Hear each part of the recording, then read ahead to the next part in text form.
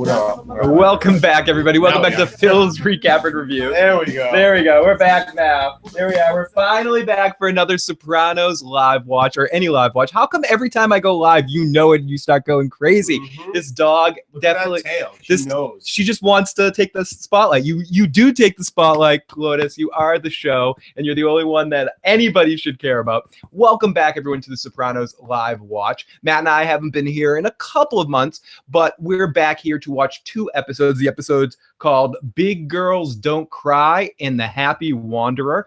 And if you haven't done one of these with us before, these are a little different than our normal stuff. I have to look at the camera.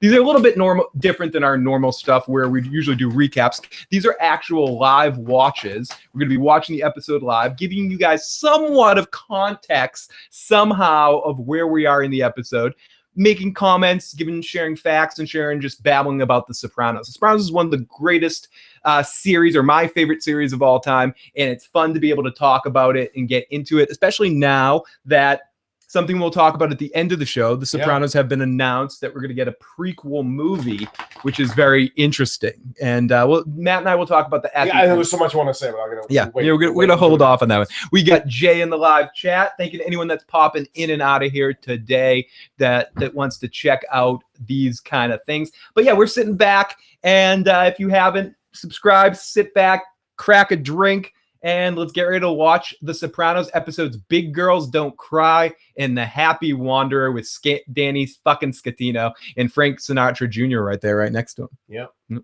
So here we go. Let's do this. Howdy, stranger. I dropped by to tell you to watch The fucking Expanse. I've heard good things about that show. I definitely want to watch it. And if anyone is curious about the age-old question of... Oh, wait, sorry. My music, I had to turn music up. Wait, turn it up. What Joe thought? Wrong song. I'm fucking music's. I'm not in my main studio, so I'm a fucking mess. Such a professional. What Joe thought. Joe will be with us tomorrow afternoon. Joe and I will be doing probably about a half an hour around 1 p.m.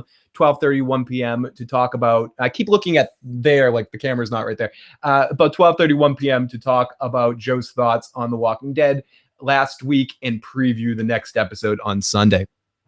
So happy to see you, Brainwashed. And here we go. We're going to do this shit right the fuck now. Let's get into this episode. Big Girls Don't Cry. That was actually the last show I did with you of any sort, was with Joe.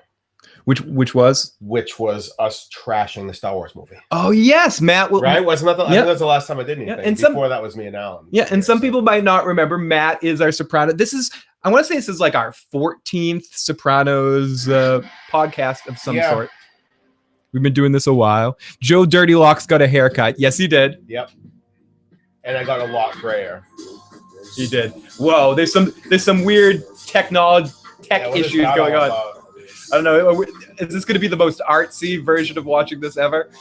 Not if the entire episode is played over that, like. Okay, let's figure this out. Let me go budget. Let me go back. Table. That would be amazing, though. It would be well worth the live watch. Let's see if this is better. Hopefully, it is. Nope. Negative. Not better. Haircut. I'm on the song. What is this through? Is this through your? This is through HBO Go. But PlayStation? You can see the problem right there. You can see those dots down there at the bottom that are causing issues. You might have to restart the whole. Yeah, I think that's the best thing to do right now. So we're gonna stall for a little bit here. Yeah, continuing with just the smoothness of this so far. So if anyone wants to watch this episode with us right now is the time. We're giving you ample opportunity to go and grab the episode right now. So Matt, while we're waiting on this, why don't we talk a little bit about what our thoughts on the Sopranos movie are going to be? Right now, it was just announced that there will be a Sopranos movie. Finally, it's supposedly it's in the it's still an infant stage. But right David now. Chase is officially working on the script now. That's it's that real. All right, that's What percentage do you think you're guaranteed the movie comes out? At this point, 20%. no. I would say it's almost 60%. What if he just never finishes it? He's gonna finish it. At this point, he's doing it. And if he delivers a script, even if it's subpar, I'm not saying it's going to be, but even if it is, they'll greenlight it. He's got basically someone will greenlight it. He's got basically money. He's got a greenlight order for this movie. Well, I know. Okay, so here's the thing about the movie. Jay says James Gandolfini is dead. So the deal with the movie is this: it's supposed to actually be a prequel. Probably, if anything, Tony's going to be a young child in it. Yep. It'll probably be the closest to some of those flashbacks you have when Tony first discovers. I don't know. Have we seen that yet? It doesn't matter. There's no spoilers. Right. People have seen it. It's probably like the flashbacks, and actually, the guy who plays Junior in the flashbacks looks exactly like the movie is titled as of right now The Many Saints of New York. It will center on Newark during the summer of 1967, the long hot summer, and it'll probably be focused on Livia, Junior, all of those people. The quote that we've heard so far: David is a masterful storyteller, says Warner Brothers Pictures Group Chairman Toby Richie Pants. And we, along with our colleagues at HBO, are thrilled that he has decided to revisit and enlarge the Soprano universe in a feature film. It sounds pretty concrete. Warner Brothers is fucking excited about it. Now, I don't want to get into some of the theories I have about it yet or anything. We'll save that for the end. But who do you think? You think if anyone is going to play them, like, is any of the same actors going to be in it? No. I mean, let's just get this over while we're setting this up. No, I don't think any of the Sopranos actors, like the actual actors, like the people that could actually have been around at that time. Paulie's going to be in it. Paulie, Hesh. The problem is Pussy. Those people have now aged 15 years. It's going to be different people playing them. They're not going to want to pay. They're not going to want to. My question to you was: are any of the same actors you think going to be in it? And that I don't. I could see them somehow pulling away to put. But they're 10 to 15 years older now. But they could do strange things like have Michael Imperioli play Christopher's father, play his father, or have Artie Bucco play Artie Bucco's father, or something like I could see them doing acting shit like that. Yeah. But other than that, I'd maybe have Junior as the actor. No, because the guy who plays Hesh has to be like 85 now. He can't go play 40-year-old Hesh. Right, but they could do cameos, but they won't do that. They could do a flash forward at some point. They could, but it's only a movie. You're not going to see a flash forward. You're right. It's only a movie. You're going to see Tony as a kid. You're going to see Tony as a kid. You're going to see Ralphie as a kid. You're going to see Syl as a kid, but you're going to see John. I don't even think Johnny Boy will be the main character. I think it'll be focused on someone else, and Johnny Boy will be an element in the movie. Johnny Boy and Junior and Livia, like you'll see them through someone else's perspective. At least that's my perspective of it. Right, and they were never the bosses.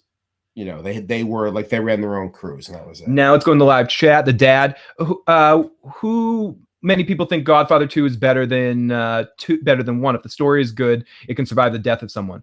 Better than 1. Godfather is better than Godfather 2. I mean, I like the Godfather 1 better than Godfather 2, but there's a lot of people that like Godfather 2 better. They think it's a better movie with the cross-pollination of the flashback story and the future story. The problem with Godfather 2, not problem with it, but the thing that is interesting to look at from just a wider perspective from a movie standpoint is the fact that they initially did want Marlon Brando to play young Vito. And as great of a job as De Niro did, that's one of De Niro's foundation awesome roles, playing like a young Brando and like feeling like it was Brando in some of those moments, or at least Vito Corleone. But young Brando being in Godfather 2, I think it might have elevated it, because in some ways I like the narrative a little bit better in 2.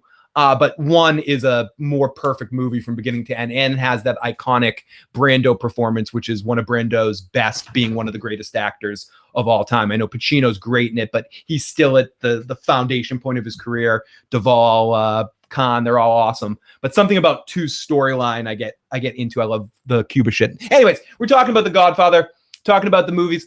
That's the other part of this, Matt. Do you think it's better that it's a movie, or worse that it's a movie, or it's a series? Should it be a mini series, or are you excited at the concept of it actually being a movie?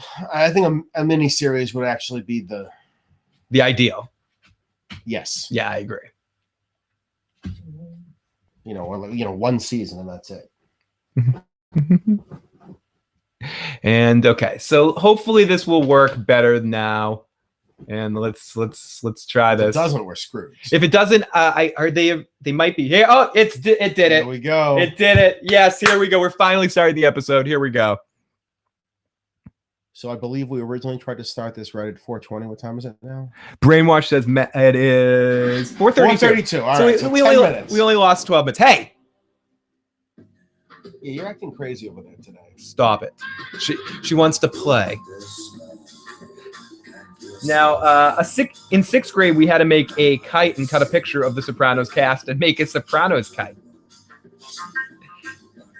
Jay says...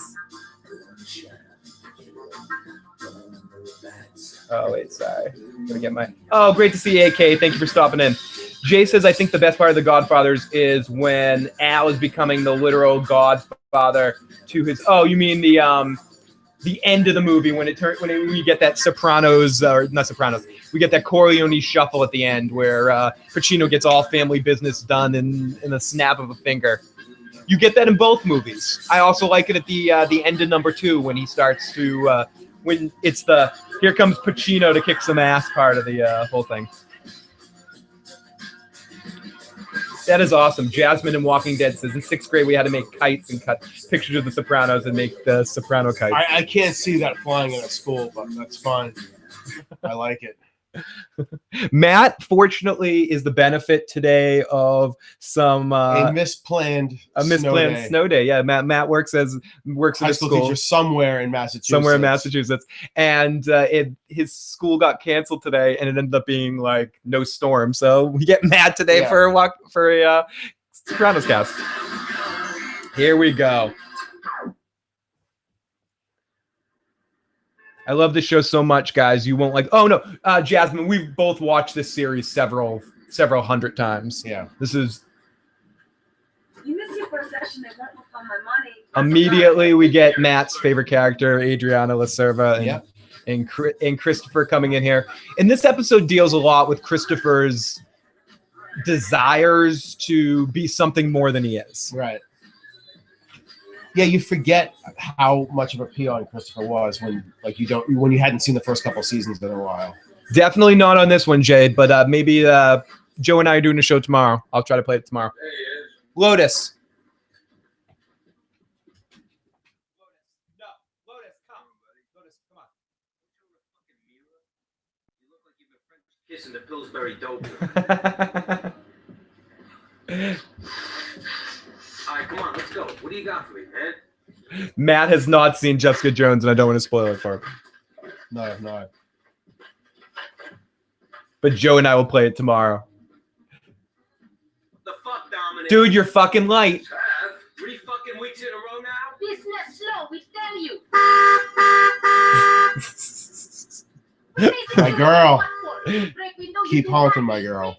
What do you think about the new prequel that David Chase just announced? We talked a little bit about that at the beginning, but we'll talk more about it at the end. But I think both of us are cautiously optimistic about it. We do, but I'll tell you one problem. This isn't my idea. It was a friend of mine ideas, but I'll tell you the one problem that I think is going to happen with it. I'm sorry. Business slow. Half the fucking neighborhood's out there. Christopher. You drug addict motherfucker. Christopher, you fucking drug addict motherfucker. This shit's unacceptable. Lotus, what are you doing? Technical difficulties. Oh no, Lotus, don't do it. Don't do it. Oh, what a girl. Don't push it. Oh god, technical difficulties. How you doing, hon? Yeah, French kissing the Pillsbury Doughboy. And I think just in general, speaking of Jessica Jones, here's a character from Jessica Jones. Already makes an appearance on the TV show Jessica Jones. Oh, you're done already. As much as the latter half of The Sopranos gets very serious and a little bit, David Chase maybe smells his own farts a little bit to a certain extent at times at the end. The foundation of The Sopranos, what made it a success, is because it's a funny show. Oh yeah, it's fucking hilarious. Run your eyes. Forget this fancy shit. You know what you need here? Top-notch mozzarella make, like that kid from the other side. Best fucking cheese we ever had. The best. You get the real milk. Seriously, this kid only does 24 hours a day. Classic Tony, immediately manipulating, like not even thinking about it, super manipulating.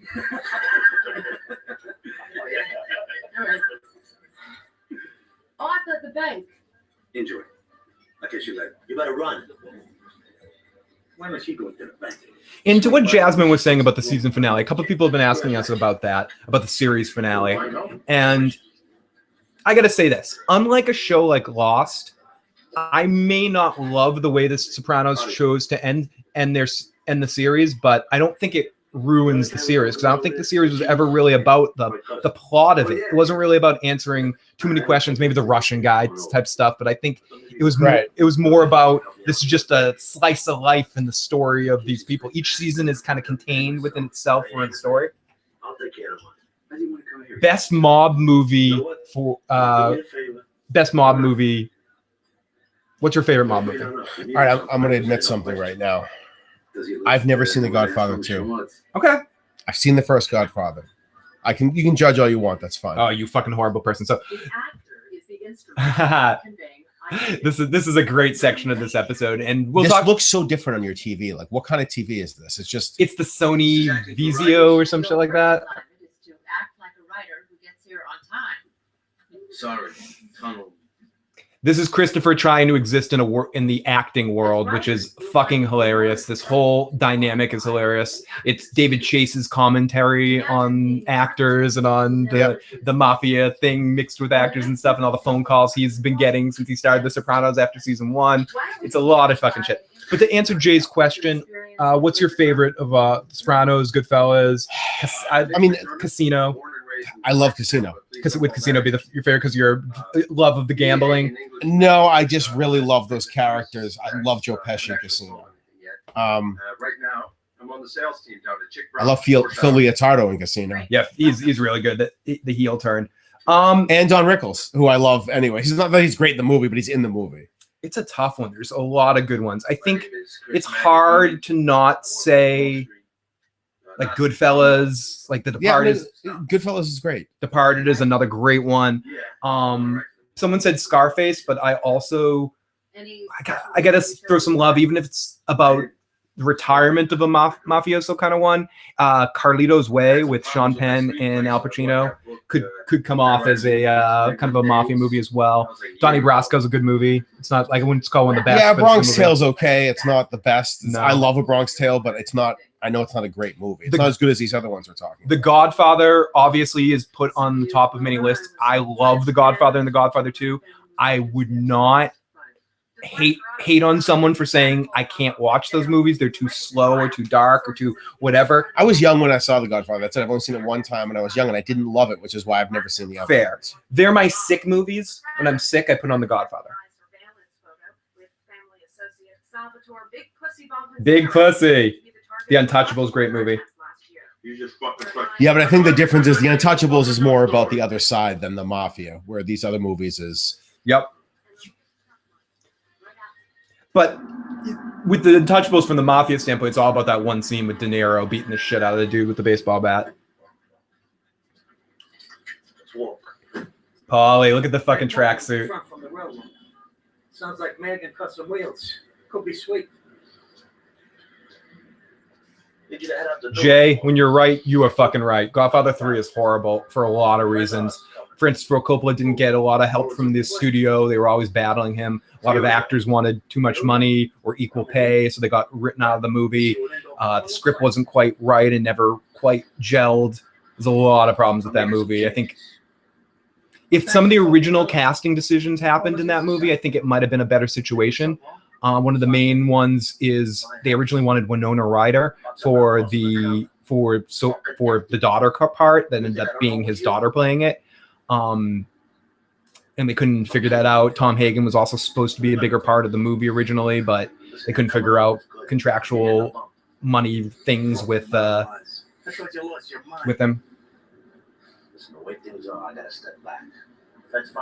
Hey, Jimmy, thank you for popping on in here. So to get back to this episode a little bit, Big Girls Don't Cry. We're sort of in the heart of season 2, where I'm not saying there's not, and this is where I'm talking about like the Sopranos don't. It's not heavy in the plot. What's the plot of season 2? We're in season 3. Season 2. Season 2. We are in season 2. Okay, what's the plot? What's the plot of season 2? Richie shows up. So Richie shows up. Janice shows up. Adriana shows up, but she's not the same way. Janice is a huge part of this. He's driving. Furio comes over. But those are things that happen. The overall arc of the season, there really isn't a huge one except for Tony continuing to deal with his mother, fallout stuff from season 1. Everything. Right. And he's I believe by the end of this one has slowly started to really take control of it. Yeah. And Melfi and him are starting to get back together at the end of this episode. See, to talk about this scene right here, Dr. Melfi is a patient, and she gets a lot of focus in this episode. Now, this was a quote from Lorraine Bracco back in 2007. Now, Chase makes himself available to actors if they have questions, although he doesn't always answer them. She recalls that she once asked Chase about a scene in which Melfi discusses a dream she had with her therapist. I said, David, you give me this huge dream. What does it mean? He said, it means nothing. But David, you want me to play this scene. How can I call it? Well, sometimes you dream and it means absolutely nothing. But I'm a psychiatrist. Dreams mean things. Nope, this dream means nothing. Okay, it's the way he doesn't tie everything up in a bow after 60 minutes. And that's that ambiguity. David Chase likes that. He doesn't like concrete shit. He doesn't like anything to be... He hated that people thought Tony was a likable, charismatic guy. So he did everything he could in that last half of season 6 to make people hate Tony. Oh, it was... I hated how much I hated him at the end. Yep. Yeah, and that was all thanks to Chase. Yeah, well, and he does a lot. David Chase does a great job of just not trying to, throughout the whole series, just telling the story and letting it do its thing. He shows Carmela's, all of the stuff with her belief in Catholicism. It never makes judgment on it. He just plays it out there. It doesn't say religion's good or bad. It just lets the characters experience it. Like he's not mocking mafia life or promoting it. He's just telling what he thinks it's probably really like. His perspective of what he saw in himself. Season 6 was amazing. Junior trying to kill himself. Junior was horrifying. It was so hard to see him like that. I liked season 6B a lot. I think season 6A is where the Kevin Finnery stuff. Yeah. I think that's one of Craig and I's favorite lines in all of the Sopranos. Elliot, fuck you, you smug cocksucker, fuck you. Mystic River is a mob movie, just crazy Boston. I don't think Mystic River is a mob movie, just crazy Boston Irish people. Do you think The Sopranos is the best mob movie ever, even though it's not a movie? Do you think it's... I mean, they have the luxury of being able to just develop people over such a long period of time. There's a reason why there hasn't been a lot of... I mean, The Departed... But like, there hasn't been a ton of mafia type stuff that's come out. Well, since. The stuff that has is the Irish stuff. There's been the Johnny Depp. There hasn't really been Italian mafia stuff post Sopranos that has really hit. It's a fact. She's trying to take Right. out a loan on my mother's house. Mamani? Janice. Her name is fucking Janice. Okay. She gave him the wrong social security. Another reason I love Casino, as far as movies go, It's not enough the that she's living with Vegas me. late She's got her 70s, free just the going look out of the for whole that. thing, the casino, the cars, when he's walking around his house out there. Oh, no one plays Rage like Gandolfini. Yeah. Maybe Pesci, and I agree with you in that. Just De Niro in his house, like wearing the robe. Look at you, you're dressed in the... Yeah. What I like about that movie is so many times when you see Joe Pesci with De Niro, they play buddies in movies. It's great to see them. Yeah, totally adversaries against each other. Yeah, that reminds me a lot of sometimes of my relationship with Nick in that movie, like growing up in high school. Not so much now, but like him being like Nick. him being Nicky. Right. In fucking causing trouble and having to explain like everything he does and shit.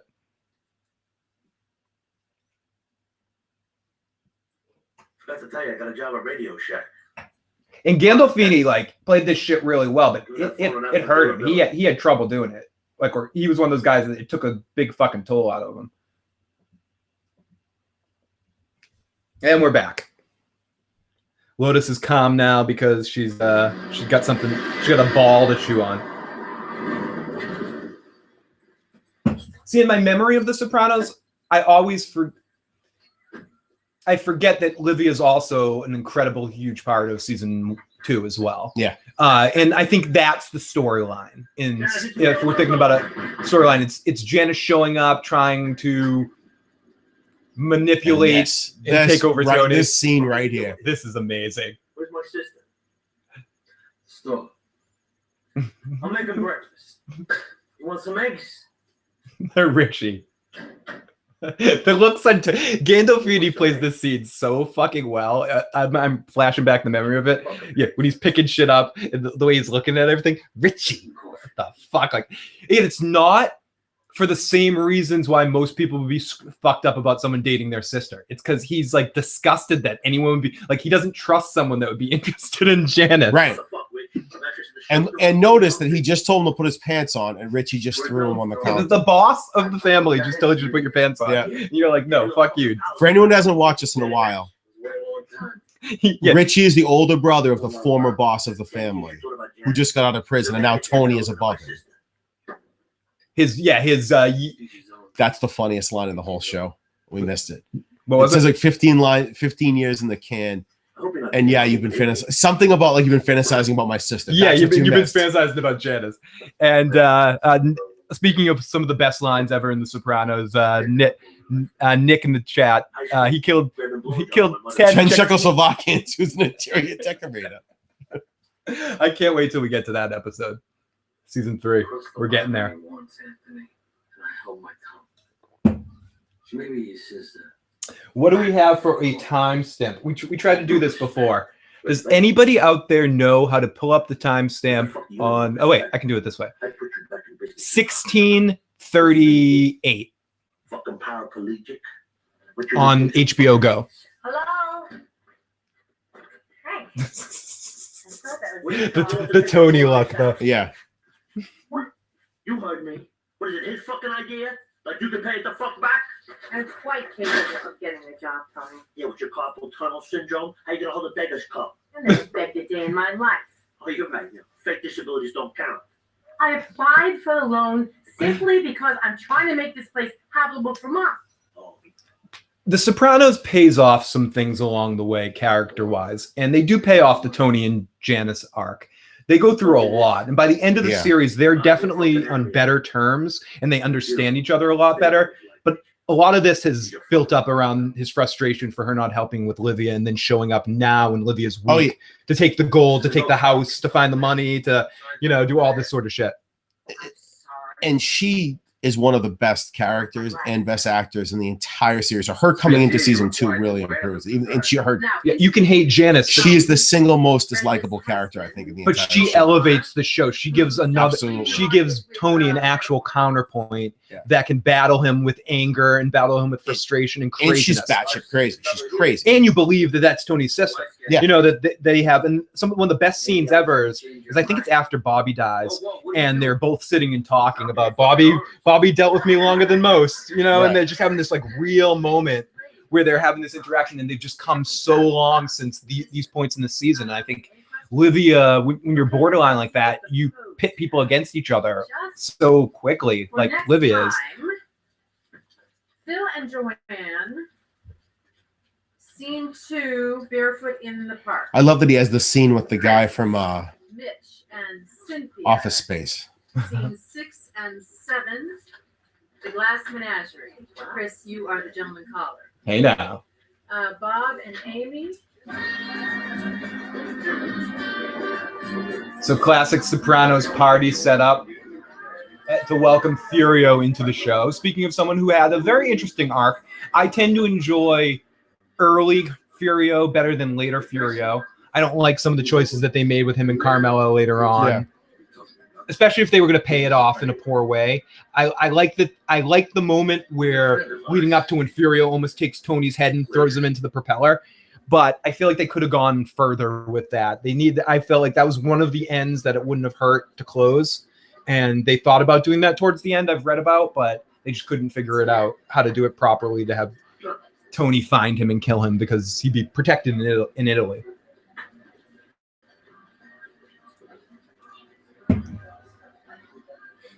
You having a good time? Food's good, right? You know, it's a spectacle. The television. Dude, could you pull off that shirt? No, I couldn't pull off any of that. No, we don't even show this either. Nobody cares. Yeah.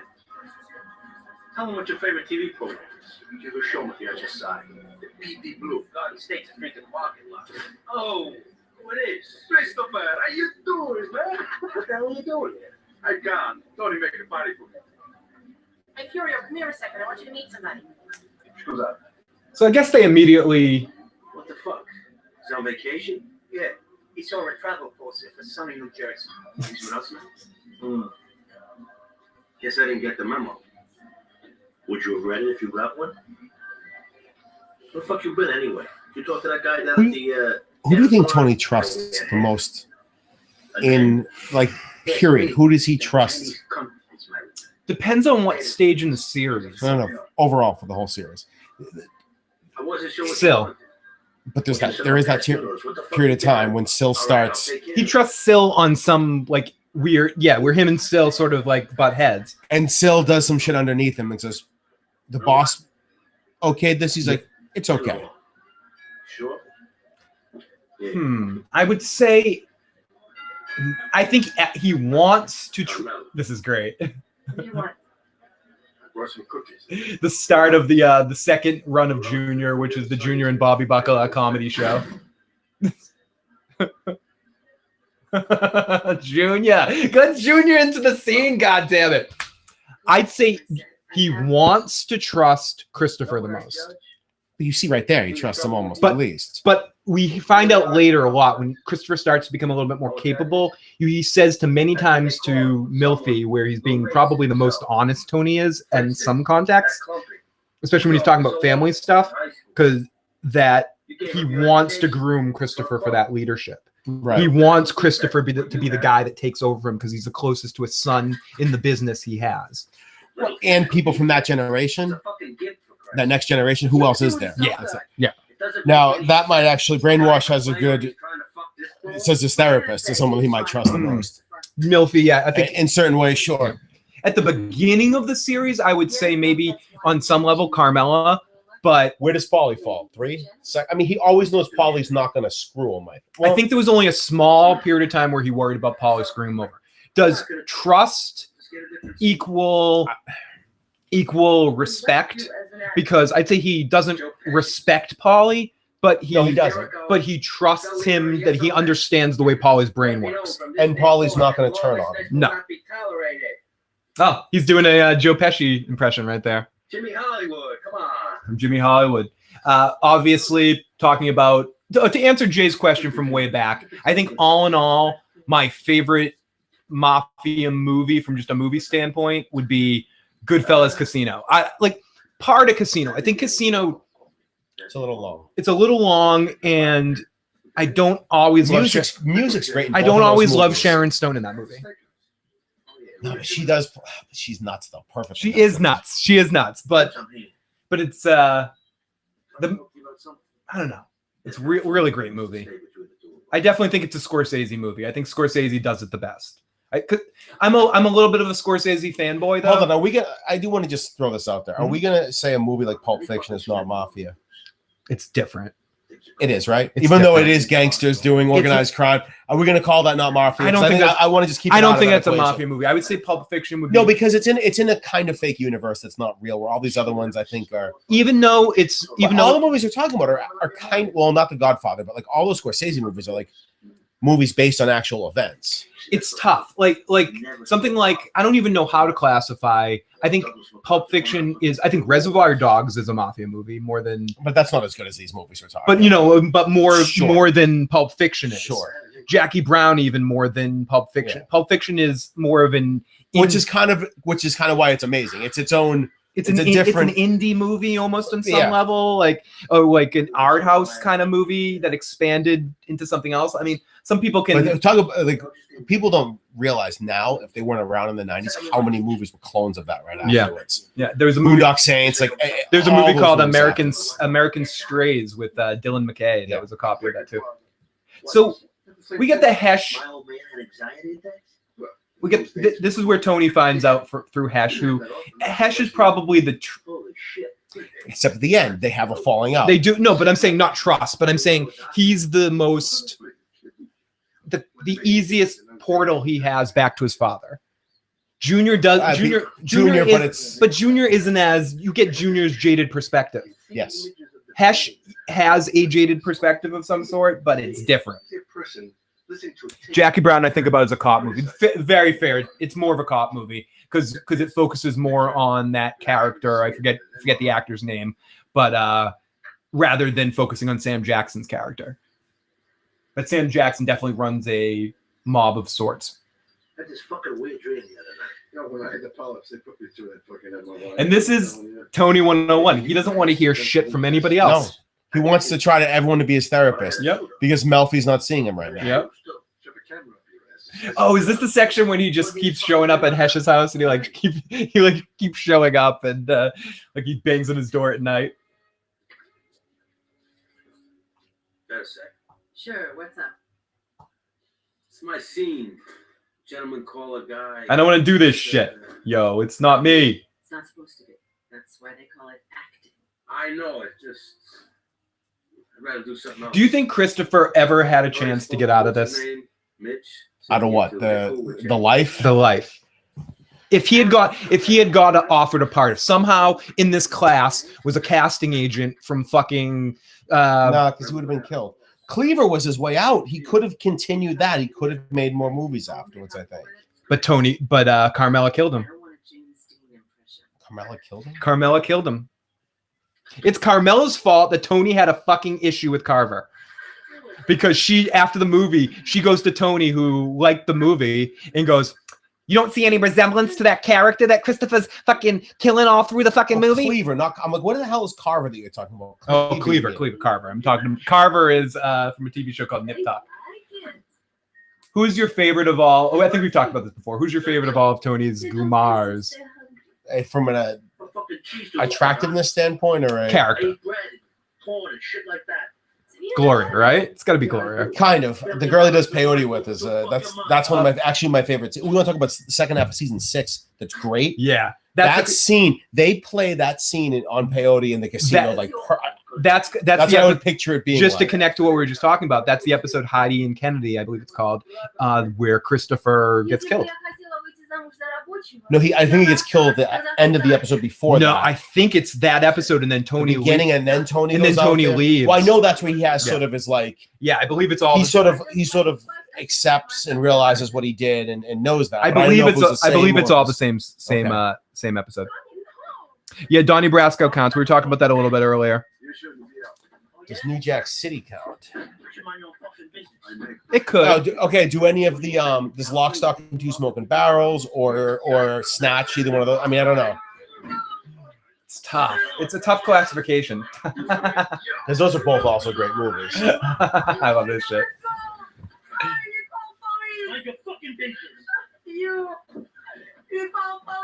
Fuck you. I will say it again, and it's probably a shit answer because it's not a movie. I would say it's The Godfather. I mean, not The Godfather. Yeah, The Godfather. But I would say it's the Sopranos for me. I'd say it's not a movie though. It's not a movie. Question. It's not a movie. I know it's a different question. I'm answering Jay's question wrong. You continue to cop out and not name a movie, and that's fine because they're not as good. But I don't know if they could be. How do you develop? I said Goodfellas. It's probably Goodfellas. It's probably Goodfellas. No, it's not. It's not. But so much of Goodfellas and those other movies is the part that it's Scorsese. The fact that every movie since then has tried to do their version of that shot of him walking into the thing. Honestly, if I'm going away from it, I keep avoiding the obvious. It's Godfather because of Brando, because of that performance by Brando. I know it really is. It's The Godfather for me. It's Adriana's ass for me. Oh, fuck this shit. You said you weren't gonna laugh. Have you ever done any like even minor like scene acty type stuff? It's like it can make you A feel, little bit. It is. Yeah. It is a little. It is a weird. little- I had yeah, to it do makes it in you like feel- a public speaking class in college. We had to Yeah. go do a bunch of acting. it makes you feel like really insecure in those moments. Like I can Mhm. get why Christopher feeling the way he does, and his reaction Yeah. eventually at the And end. you're Here. and you're a giant wuss. He's like a mafia guy trying to act like this. Yeah, I've freaked out at people in classes, and that yes/no game that they're gonna play fucking sucks. Matt, look at me. No. Yes. I already changed it. No. Yes. No. And then it just gets stabbed. And it just gets fucking crazy. Freaking look at it again all day. I'd have played great with Uncle Joe. Yeah, it just shows up in Hesh's house. To run like a bitch from my own leisure. I love this shit. And I love what I love is anytime in this series someone fires back on Tony and he lets it happen because Hesh lets it go on him right here. What the fuck is wrong with me? Some kind of complex. What kind? You know, sleep. Always helps. Oh, you want to go? Go ahead. Jesus Christ. Easy does it, Lenny. Look. He's also probably the only him and Junior the only two that would talk to him like that. And Richie.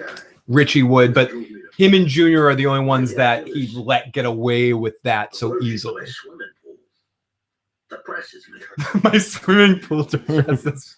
Talking about Germany all the time. I actually find myself in the back. Hesh starts having a flashback to the war or some shit.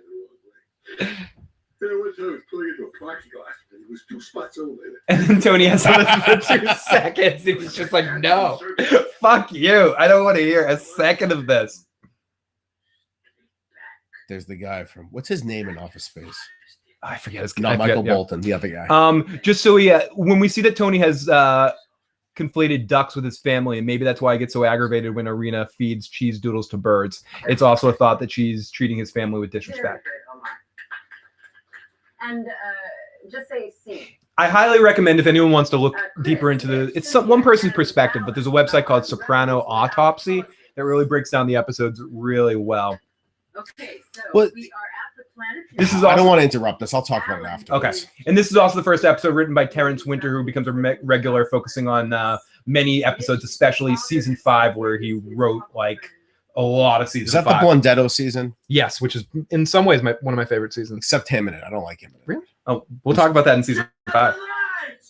Make them go away. Okay, I'll be right back. I gotta go get another beer. You want me to get your beer? I want to get a Yingling for myself. Gunshot. Yeah. Jim! I'm gonna have to handle this scene all by myself. Do it. Oh God! And the cops swarm in. Let him alone. That's my son. When I saw the red jacket, I thought, Hey, jerk pot. What'd you do that for? you can't help it, son. You did everything a man.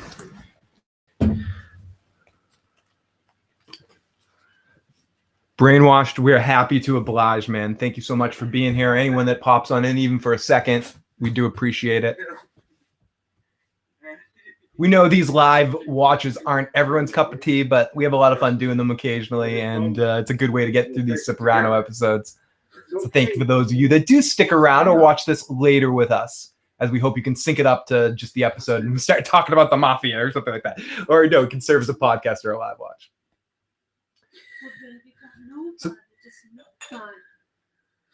So ultimately, I think Christopher hits this guy later because he's vulnerable to him right now. Lotus. Wow. Speaking of being vulnerable to Hey someone. now. Let Matt alone. I know you're fucking No, hungry. Just do it. Do it. Just fuck him. Just take me. Take him right now. Touch him. Here you go, Matt. Take over, Garth. Seriously. I feel like Garth every time you leave. Totally fine when you're here.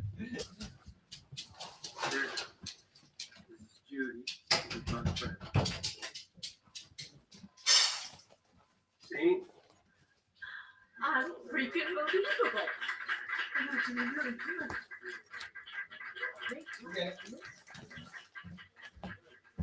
How'd you make yourself cry like that? He thought about all the horribleness in life. Hey, Nick. Great to see you, buddy. Thank you so much for popping on in here. I love Artie. Okay, so you were talking about favorite from a character standpoint. Gloria, by the way, the actress that played Gloria, I want to say she just got announced. She just got announced for being in something. What was it? Was it one of the Netflix Marvel universe or something? Maybe. You know, we should have a devil's game Sunday. Still get tickets from the Greek? Right on the- Yeah, it was one of those universe things because I said, oh, Artie and her, they must be mining soprano actors for that universe. How you doing, Fulio? Fulio. Pussy's such a douche to people. Like at this point, do you think it's just You just stop those grapes yourself, didn't like he can't control it because he's trying to make people He's a suspicious of terrible him? actor. That's the other problem. You think the actor Oh, is he's terrible? an awful actor. What are you doing? Swim across that river. Come over here, you. Congratulations. Was Johnny Sack in season 1? Yep. Oh That's another huge, I wasn't going. no, I think Zach comes in season 2. again, huge, Oh, no, huge yes, asset to the he is show, in- but he was He is in season 1. He's one episode when Carmel and him go out to Lotus. Carmine or Lotus, no, Carmine isn't. Johnny Sack is. Him and Carmel are out at dinner after they're fighting, and he like, are you here for me or are you here for Johnny fucking Sack? So, that's right. Here you go, Garth, again. boss, You have to go outside. want to give us a minute? Go outside. Hurry up. Hurry up. I'm in the middle of fucking eating. I know. Do me a favor, will you, sweetie? Keep this warm.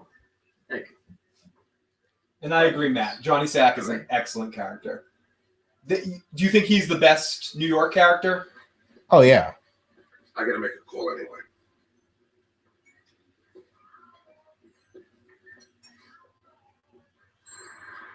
I love that too. Where Pussy knows that they don't trust him at this You think point. Tony really gives a flying fuck? This dude's an awful actor. Yeah, terrible. Fucking joke. More like this thing of mine. It's the same all over. Look out for number 1. You don't understand. We go fucking back. I mean, Silvio I get, but fucking Paulie, He's probably busy for all that ass right. in the settlement, the deep, Fulio. If ever there was a guy in desperate need of a fucking nickname. Italian. Try being passed over for a Samoan. Susava. 3 years out of Quantico with a new agent in charge. You're fucking kidding me. What happened to Paterno? Travis says a shot every time Phil gets up. Play the drinking game of this Sopranos episode. Every time I scream at Lotus. Every time I sip my beer from a straw. Forget your enemies. You can even depend on your friends. Hey, broke. Good to see you. Oh, that's a step down. Woo. Half the point is, you gotta have a fucking psycho. World full of scumbags. I'm thinking about taking my patient back. Okay, so basically a lot of this episode's plot dealing with as I'm watching this, it deals with Melfi coming to grips that she needs Tony and Tony coming to grips that they need each other. Yeah. Not anymore. I know we're going to talk about this more as time goes on with these series, but we do them. We'll talk about we do them. We're going to try to do them a lot more often, and we always say that, but I think we really are this time. But I do want to keep talking and keep thinking about the end here while we're going through. Unlike other things we talk about, I like looking at the end. Do you feel at all let down by the way they ended after all the time and attention that they put into this? Like more than the ending itself, the way they ended that arc disappoints me a little bit. Okay. Which arc? Tony and her? Tony and Melfi. I honestly don't remember how it ends with Tony. She just like fires him because she reads a journal article, or he suggests a journal article about that something about sociopaths never good, that they use psychiatry as a way of and there's like zero chance of them ever being right, and that she's actually helping him rationalize the murders. It's Right. to me it's a one of the clumsy writing things that stuck out is like, we need to make Tony seem so evil that he's unredeemable. So Right, after the Christopher thing, Gandolfini said, "Yeah, I'm done." Like he was even like, "I need to just kill this character at this point." Listen, here's the thing that I always motherfucking chat. I feel bad for David Chase in a lot of ways because you can't name another show, I don't think, before this. And maybe there's a couple. I mean, I don't know. Was Lost on before this? After this? After this. So name another show where there's this website you referenced called Soprano autopsy. Okay, imagine that pressure. You're writing a show where people do that shit to your show, and now that's normal. Now you have that's what you do for a living. Yeah. But like, this was the first show that had that. It's all riding on him. Like, yes, I know Oz was a good show. Yes, Under the Wire is a good show. It was on a little bit before it. 6 Feet Under, I think, was on a little bit before it. But there wasn't. People weren't doing this, writing huge things for that. There's so much riding on this, and I think he owns it pretty well considering that pressure. No, I agree. I don't think he ever jumps the shark at any point. I don't think there's anything where it's totally ludicrous at the end. Yeah, it falls apart. Maybe Kevin Finnery here. You could argue, but that's not. It doesn't. No, I agree. It doesn't negate the whole show. Tough. I mean, people analyzing every single scene. I don't want to overdo it, but like you can't underappreciate the importance of what The Sopranos did for the era of television we're in now. Listen, when they did Breaking Bad, they got to look back and say, well, people were miserable when The Sopranos ended that way. We can do this. We can do something else. He didn't have that. There was no show that was, I mean, you want to talk about like MASH or something, but they weren't writing this about. It wasn't the same. It's MASH, like Cheers. Those are sitcoms. Oh, here we go. Furio fucking everybody up. Being a fucking asshole. He doesn't give a shit. But no, I agree. He was under enormous pressure in setting the standard for an era of television. And without knowing it. And of all these shows we're talking about, this is the first one happening in the internet age with that following where people can sit there and talk about it. That aren't sci-fi or soap operas. Right. You know, because I would argue maybe Star Trek's this or people that watch certain soap operas like 90210 or something like that at the time, or Melrose Place. But weren't those... But they weren't doing it in the same way. Not like this. but I mean the way storylines had to interact with each other. Good ones were. I'm just like serialized programming didn't exist in the way that it exists now before The Sopranos. Right. It transitioned. What I'm saying was before The Sopranos for like this big. I was loving it. This big long storyline stuff. The only time you'd see it is in soap operas or miniseries. Sure. Or Oz, or St. Elsewhere. But none of those. Right. None of them had the pressure that The Sopranos has. Right. The only thing that can relate to the pressure that Sopranos had at the time, or Dave Chase had at the time, is Game of Thrones now. It's coming into the final season. I think Breaking Bad was close to that. Probably. But again, Breaking Bad had the luxury of this happen before it. It got to sort of... I was lucky enough to be on this dude, Tony Teflon's channel, Teflon TV, and on a podcast about Sansa Stark from Game of Thrones, but somehow we got on the subject of these shows. You can't quite put your finger on what becomes the show that has all the pressure on it at the moment. Yeah. The Sopranos was it at a time. You could say MASH was it at a time. All in the Family, Cheers.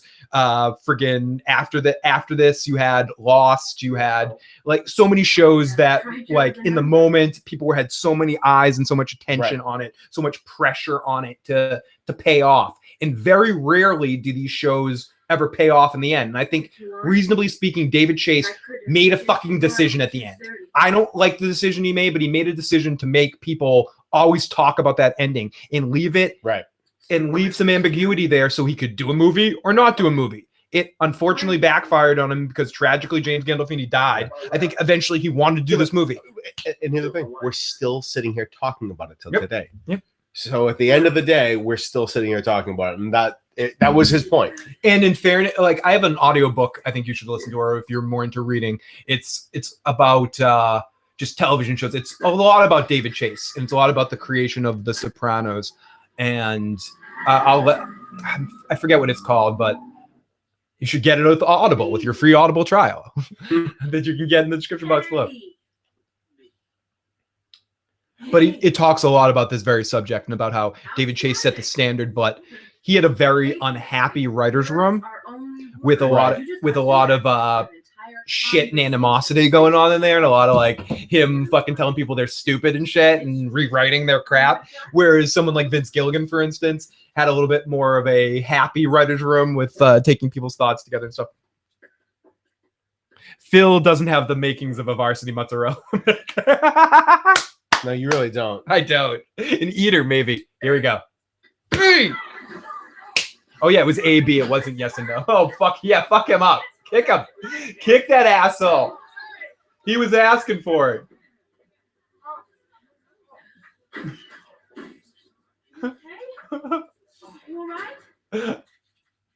I love Christopher's reaction here, too, this scene. He knew what he was doing. God, sorry. Christopher. Christopher, what you doing? To a doctor. Nothing they can do No, for you. and again, Phil, it's just one of those shows where just lightning striking at the perfect time where you get these actors. Like it doesn't work without these actors and the writers and everything. Like I mean, it was just, and actors weren't going into TV before this, like as a main thing. Jay was saying that in the live chat. Do you think is The Sopranos as successful as it was if anybody else plays Tony Soprano, or was it just I don't know, but or was it Gandolfini hitting something at a particular time in a particular moment? there's something about mafia movies that and shows that just always, for whatever reason, since they started making movies, like strikes a chord with people where they're interested in it and want to see it. So it may have worked with someone else. I don't know, but it also made. But it also made. The other thing is this. He also wanted to make this a movie. Like, right. Originally, that was the goal. If it didn't work, it was going to be a movie. Your whole thing with But if you look at it now, what's happened since this is look at a show like True Detective, right? Where like you have A-list Hollywood actors coming to TV to do shit. That never happened before this. This made that possible so that you now have that caliber of actor going to do TV shit. this started that upward downward spiral. Yeah. It did. There was no money in TV before that, but this became like, what was more talked about than this? Here we go. Oh. That walk of shame from the waiting room into the room, and this iconic set that's as iconic as Satriali's to the Soprano dynamic.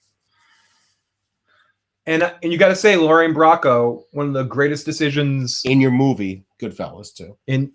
For both parts, because Carmela, I think, did a better job than Lorraine Bracco would have done. Right. Could you have seen Lorraine Bracco playing different because because they definitely have a chemistry. You see why she was initially cast in that role with him. I think I'll rephrase that. As much as I like Ray Liotta, I wouldn't have minded a Gandolfini in a different tack being in Goodfellas. You know, Liotta. I'm not a huge Ray Liotta fan. But he owns the once he's like strung out. That's where that part is where he kills it. When the eyes turn red, he absolutely kills it in a way Gandolfini couldn't because he's more manic, and too tough looking. Yeah.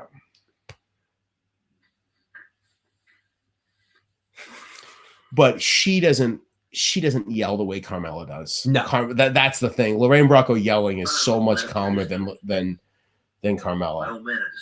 Carmela has that Tony, that twang to her voice, and I think it's because Lorraine Bracco can be funny, but Edie Falco is almost a comedian. Yeah, especially if you see Nurse Jackie, and she really understands comedy and understands comedic timing in a way, or baskets, like wherever she shows up, like if she understands like subtlety of humor, so she's playing it all as a character actor doing a funny sort of thing. I'll tell you this, I can't see her ever playing Melfi. I know that wasn't an option, but no, she couldn't. Edie Falco, I couldn't imagine her playing many straight-laced normal characters. The character has to have some meat to it on some level, some weird attitude entity or some sort. I forgot about this. He does go read Sun Tzu, doesn't he now? And he gets really into it. I think so. She just said to him, go read that. Go read Art of War. And this is stuff that connects to the end of the series where he's using her advice to help him. He also he's loving being able to tell her everything. He also uses what she tells him about how to deal with Junior and Livia as well, like big time. Yeah, make them think like they're in charge. Wish there was me in there. Giving the beating or taking it.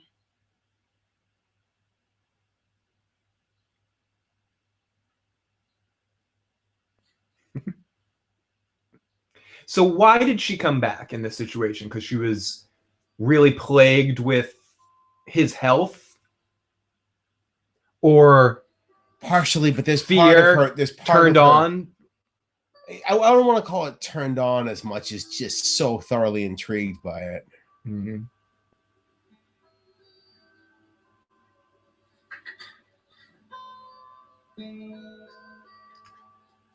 I don't think she ever thought he would hurt her.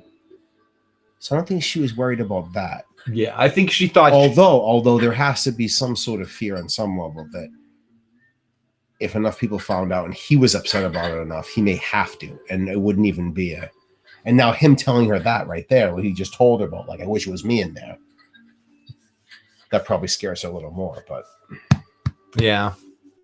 But I think she also knows at this point he needs her, so he can't really get rid of her for that reason. I'm trying to think the closest he comes a couple times to almost. She's also feels she's probably seen the worst of it at this point too. She's had to go in the lamb. She's seen him almost attack her. Oh my God, my students don't even know what that is. Oh my God, what are those things? Seriously. There's Apple IIe discs, hard discs. So he's throwing away all the movie stuff at this point. It resurfaces a few more times later. Well, and they make Cleaver at some point. Yeah, no way.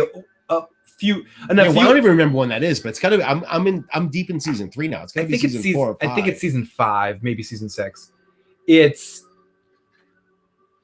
it comes back 2 episodes later with D-Girl, where he decides that he's not an actor.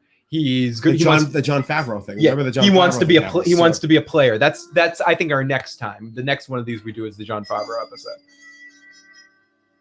So that's the end of our first episode. Chris was in Last Man Standing. I love that movie. So this was maybe Christopher's, because he still hasn't been made yet. So he still has a couple of opportunities to get out of this situation. And I think Tony at some point like yells at him. He goes, if you want to be a bit movie star, Christopher, go now. But if you go any further, you just can't. He just said to him when they were meeting before, he goes, where have you been? Like, well, you know, yeah, when he didn't know Furia was there. And he starts coming, if you were around a little bit more. Yep. You would get that promotion you want. Great. This is a David Scatino. We'll get this in a second. I just want to read a couple fun facts from the last episode. Christopher's Invitation, Joe Pesci from Jimmy Hollywood. The first 2 episodes, whose titles are tributes to songs by the Four Seasons. In both cases, the group's music is also part of the show's soundtrack. In this show's opening scene, even more, both the sound of an aura of New Jersey is especially evident in the later casting of the Four Seasons' iconic font man Frankie Valli as a mafio capo. Valli also knew Joe Pesci from their earliest days around New York, New Jersey music scene and referred to both men's music careers. Blah, blah, blah, blah, blah. Earlier in this episode, during the writing scene, Christopher mentions that he wants to write a movie script such as Goodfellas. Funny enough, he was in Goodfellas. The model car. Got his ass beat all over Goodfellas. Oh, yeah, got shot. And then played the same thing out on that kid in the bakery in the show. Poor fucking kid. The model car inside the drug dealer's office is a Formula One FW15C driven by legendary French driver Alain Prost. And crew or visible equipment. When Christopher is getting out of his black Mercedes into the massage parlor, the reflection of a crew member in camera is visible. When Tony and Hesh are talking in Hesh's backyard, a crew member in the light blue shirt is visible over Tony's shoulder. When Carmela slams the door in Uncle Junior's face is clearly a gap of whatever. Okay. So let's go into our next episode, which is The Happy Wanderer with Danny Scatino. And great Richie stuff. Classic. It's just Sopranos episode in showing you what they do. Yeah. And the big game is like a tradition in the family for years and years and years. It used to be Feach Lamanna's big game. And it was the game that which I believe gets talked about in this episode. Well, a little bit. It gets talked about a lot more when Blendetto, not Blendetto, when Ralphie comes in. When Ralphie's around, because he's the one that I didn't go that night because he had fucking crap. Yeah. from this hippie whore. He got the clap. I got the clap, I think is what he says. I got the clap from a hippie whore, and I missed out on it. I was fucking dying. And they were on the road to. But worst actor in the show? The worst actor in the show? Jackie Jr. Or AJ?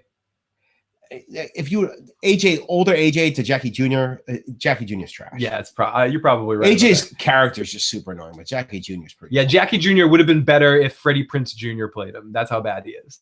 Like Yeah. he's like someone doing a bad impression of Freddie Prinze Jr. doing a bad mafia guy. That's the best way of and describing it's such Jack a and shame Jr. because it could have probably been a really good character. But Just realized Christopher was Spider. Yeah, Christopher's Spider. exactly, yeah. Dance for me, Spider. Dance for me. And Spider. and so if Brainwashed, if you haven't seen this show in a while, there's an episode, I think it's season 1, where he actually goes into a bakery and almost recreates the scene. He shoots a kid in the foot, which is exactly what happened to him when he was Spider. Yeah, when he was Spider. It happens. Shit happens, dude. There you go, Christopher. We're having a few more technical difficulties for Christopher. Let me Yeah. But yeah, this is a classic episode. It has one of my favorite Tony Soprano rants at the end of this episode, I believe it is, where he talks about his hate for the Happy Wanderer.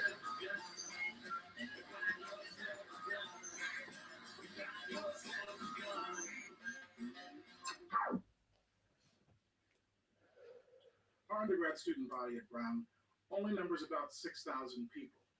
That's from every state in this country and from Is this, countries in the world. Meadow? Admission is Oh, okay. extremely selective. Oh, and Meadows, I was talking about the Carver earlier. I think that's why Danny Scatino's son, who's sitting right there, was from the show, or eventually was on the show Nip Tuck, playing the character of Matt, and is a roaring dumbass on that show. Hey, buddy. Hey. And this is Danny Scatino. Some of you guys might remember Mr. Danny Scatino as the T1000. Yep. Yes, that is the T1000.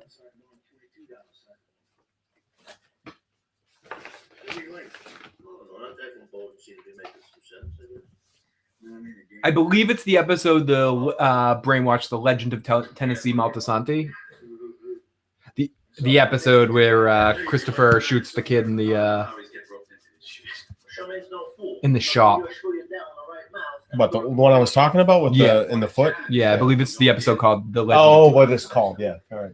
The Terminator is right there. The Terminator's taking a pee, Yeah. Broke. And you might, okay, if we see a young Tony, we're probably going to see a young Artie. We're probably going to see a young Ralphie in the Soprano movie. Well, we'll definitely see a young.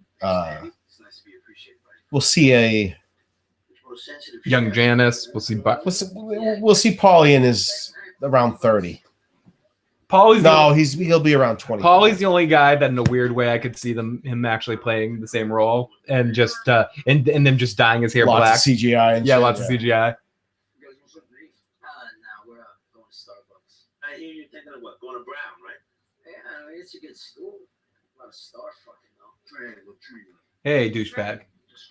So this episode is an interesting story if you've never seen it and you don't know where it's going, because it starts out, you're like, oh, Tony loves this guy or likes this guy. Tony, this is one of Tony's buddies. And Tony at the beginning part of this episode is like another Artie, like he's just friends with him and he's outside the business. Yeah, but I think he really does genuinely love Artie. I think he does too, and I think he likes this guy. Yeah, but Artie, I think he's like, there's a weird soft spot he has for Artie that he doesn't have for a lot of other people. Yeah, especially as the series goes on. Yeah, like Artie gets away with some shit other people would not get away with. Forget it. This game's not for you. and he's one of the unique people that I think is. I don't think there's anyone else as close to him as Artie is who's not in the business At all. Right, Okay. like there's other people he's close to, but not as close as Artie that aren't in the business. So Davey Scatino basically wants to get into something called the big game, the big poker game, where they have a lot of people come in. It's ultimately just a way of the house gets. They explain it a little bit. The house gets a certain percentage of. And the pots Tony tries. Tony tells him, "Don't come play in the game. You don't want to be in this game. It's too big for you. Don't worry about it." He warns him several times. Yes. But and that's one of the ways they make money is they have. That's what I love. They just bust charge out, boxes of ziti. They charge him. Yeah, the bust out scheme. And Tony was And in the show they have actual famous people playing themselves in the game. David Lee Roth is in the game. I think Frank Sinatra Jr. LT shows up at some point in time, maybe not in this episode, but later. Or like it's Frank Sinatra Jr. as himself. It's David Lee Roth as himself. It's not going to happen again. And Davey Scatino wants to play in this game. He wants to get there. And as Tony says later in the episode, Tony was thinking all along it might go this way, and if it does, like I don't want you to be in the game, but if it does, you know what happens? I make money because you have your business that I can just bust out and get into our top schemes. Hey, Paul Q, good to see you, buddy. I don't know who the fuck I'm angry at. I'm just angry. Okay? I know that feeling. What the fuck am I don't know. I don't know why I'm angry, who I'm angry at. I'm just angry, Matt. I can't stop feeling like I'm a fucking loser. What makes you feel like a loser, your mother? Please, we wasted enough oxygen on that one. It's every day. This rant. I love this. I see some guy walking down the street, with a clear head. You know that type. He's always fucking whistling, like the happy fucking wanderer. And I just want to go up to him and I just want to rip his throat open. I want to fucking grab him and pummel him right there for no reason. Why should I give a shit if a guy's got a clear head? I should say, absolutely, good for you. Let's get back to smashing my face. I think it all ties in. Hush. Sometimes I resent you making me a victim. That's all. I make you feel like a victim. Yeah. Remember the first time This is such a great rant. I said, the kind of man I admire is Gary Cooper, the strong, silent type. And how all Americans, all they're doing is crying and confessing and complaining, a bunch of fucking pussies. Fuck them. And now I'm one of them. A patient. Your parents made it impossible for you to experience joy. Yeah, see? There you go again. You said yourself you're not the happy wanderer. Well, I'm more like one of those assholes than I am the fucking jerk-offs and douchebags I see live in this office.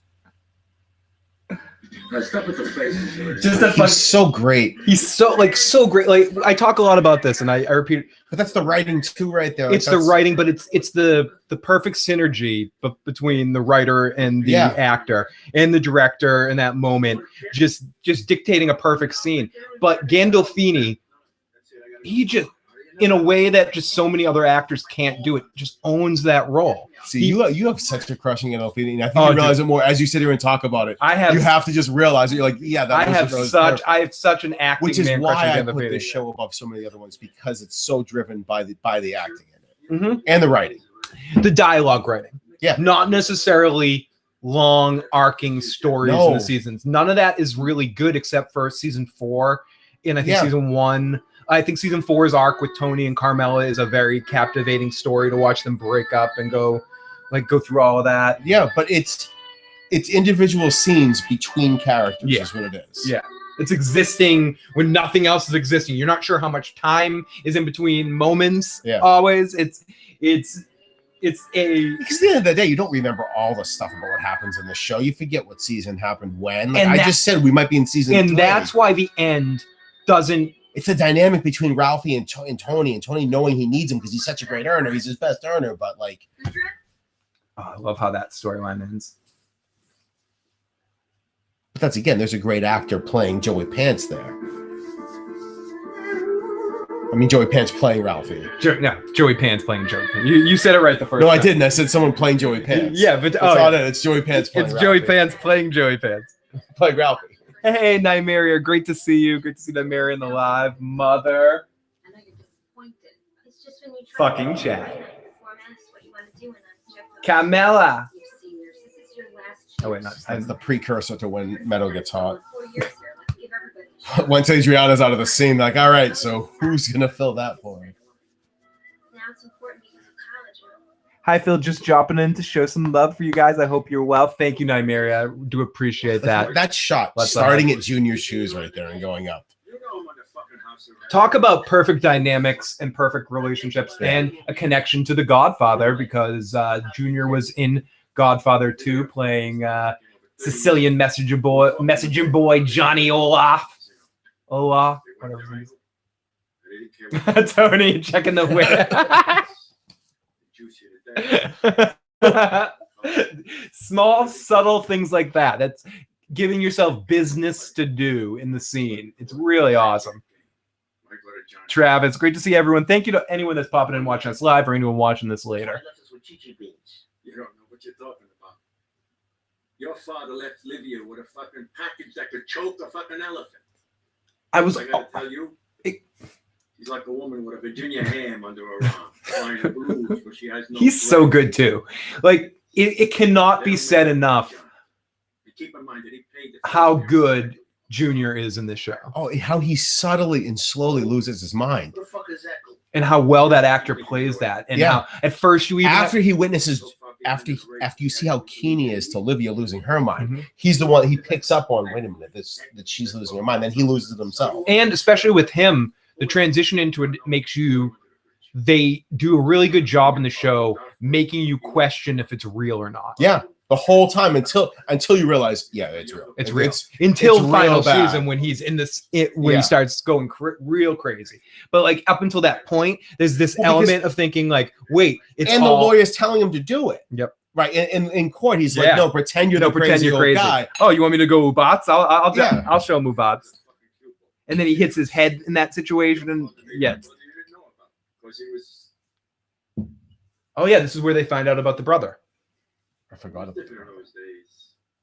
Eckley. Mother and father didn't even speak the language. They couldn't take care of a kid like that. Oh no, the uncle they didn't know about. God bless your grandmother. She went to every charity home in this fucking state till she found one that she felt would take good care of. What are you saying? He was retarded? So go fuck yourself. He was slow. He was strong as a fucking bull. Handsome, like George Raft. Today they might have trained him to be a whatever or something. Get him a job. He didn't understand these things back then. Jesus. This is where Tony, What were we thinking? in these beginning half of this season, I remember my mother and my father arguing about this is great. This is great. it.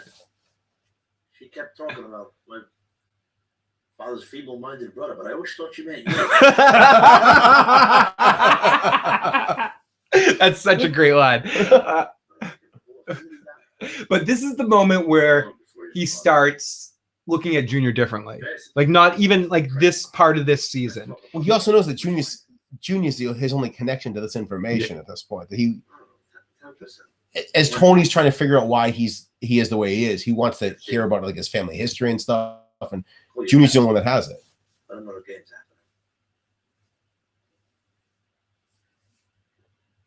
So through all of that, he gives Junior 10% of the game, which was Junior's game, but at least he's giving him something considering how the whole situation went down. Can I help you with something, sir? Yeah, I want to buy a boat with 3 propellers. What? Kid, you see me here every week. When are you going to stop asking? Okay, so we found a little bit more about Scatino here, where we see that Richie's here every week, that Richie's sort of his bookie or whatever. Yeah.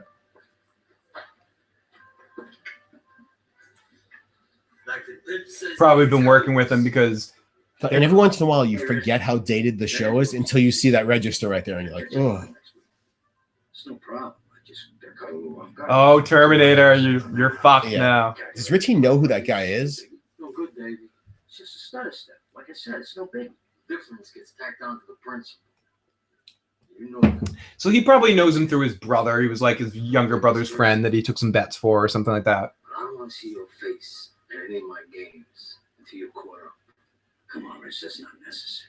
Kid, you think I started this life See, 2 minutes ago? This is interesting. Hands you a live envelope. It's just I think Richie not likes him, but he's trying to say, dude, I know. I don't Well, want to yeah, have to kill you. Right. He doesn't want to. I don't have to beat the shit. I don't have to break your fucking Yeah. kneecaps. Like, you're not part of this. You're not a scumbag. Like, don't Protect yourself. Just Pay me off next week. seriously, don't Stay play the away game. for a week. Yes, stay the fuck away. And it takes a lot of balls on Scatino's part to. He's an addict. Do you think he's an addict, or do you think he legitimately just thinks Tony's got his back, or you think it's pathological that he just kind of? I don't think he understands the world he's trying to get involved in. I think he's a gambling junkie. Oh, these two douchebags. One from A Bronx Tale, right? Caligula. Caligula Isn't that Caligula? on the right. Yeah, Caligula. Isn't that Caligula? That's what's his name? Matthew Bevilacqua. Is that Yeah. it? Is it Bevilacqua? Yeah, I think you are right. I love this too. Christopher fucking robbing the fucking. Oh, what the fuck are you doing? Nothing ain't right. Fucking A, I just saw you put your finger on the scale. I didn't. You pull that shit with the old ladies, not with me, you fucking hum. I didn't put my finger in the scale. I don't believe this shit. Where you going? You Back motherfucker. that up. I gotta what? You gotta what? You gotta rob me?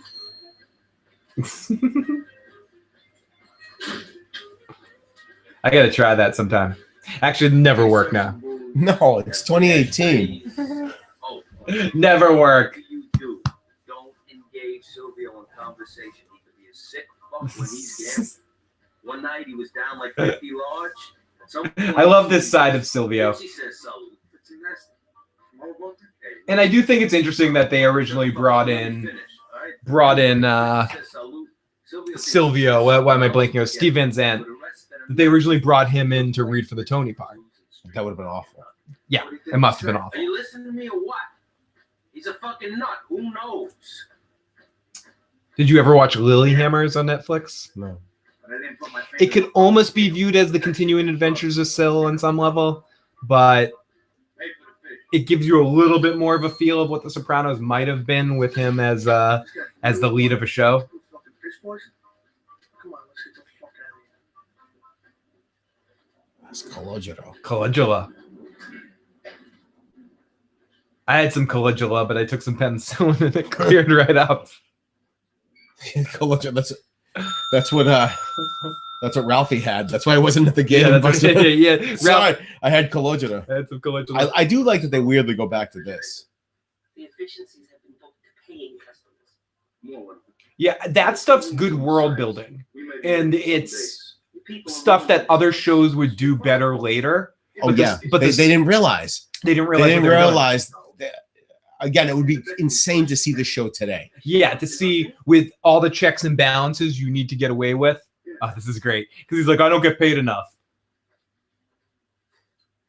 You ever suck his dick?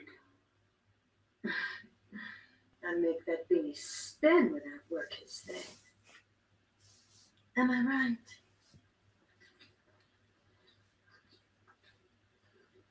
Don't bitch to me.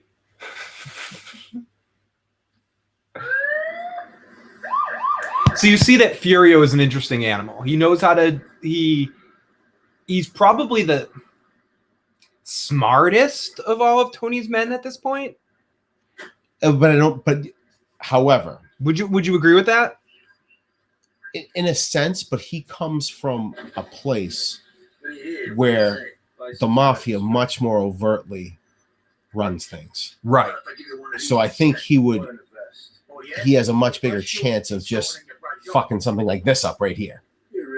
You know, obviously they're friends, but I mean, like, he would think he would react differently than a lot of these guys would, only because he's used to the way shit is in Italy. That's where he would be, why he's probably possibly a liability here. But would you say at core he's probably a little bit more intelligent than Pussy or Polly or? That's not saying much. That's true. I think I'd rather have Syl only because he understands stuff about New Jersey a lot more. Keep the noise down. No gunshot. So we gotta take the call. Go play cops and rounds. Polly's just so fucking. Polly's so unique of a character. I think in some ways you couldn't have done the show without Polly or a character like Polly. Yeah, T. Tony. What? T. Caligula. Yeah, one of me, one of Dr. Free.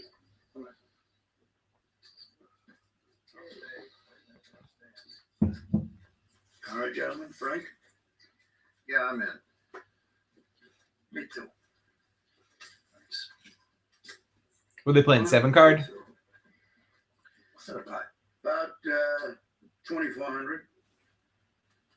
Too early to chase it inside. Phil starts not Phil. Syl starts getting nuts here. Oh yeah, it was really fucking awesome. Go ahead, take a walk. With Don't let him chips. scare you. And then they start, and Tony sets up one of these kids to fuck with him. He goes like, go vacuuming under Syl's Yeah. Syl's thing. And for whatever it's worth, this is something that starts right here. You could think that this game ends after this episode, but the game continuously comes back from this point to the end of the series. Yeah. But it does reach, this particular storyline reaches another peak a few episodes down the line or later on this season when those two idiots, I think they try to rob this game. Oh no, is it Jackie that tries to rob it eventually? It's Jackie. It's Jackie, yeah. And they shoot that guy because he's talking shit or something.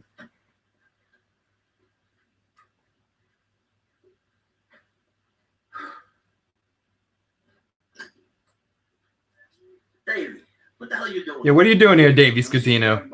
Stop saying hello. Sure. Yeah, regular Taj Mahal. So you heard the kids? Not bad. Enough Carmelo dragged me to that play. If I never hear that song again, it'd be too soon. The only area Eric's laying is the arts. This phone stuff's gonna put him over the goal line. Most schools he's applying to. Yes, brainwashed. I suck. So, what's the game? 7 card. Was that Frank Sinatra Jr. in there? It's a friend of my uncle. He flies it. Wow, this really is an executive game.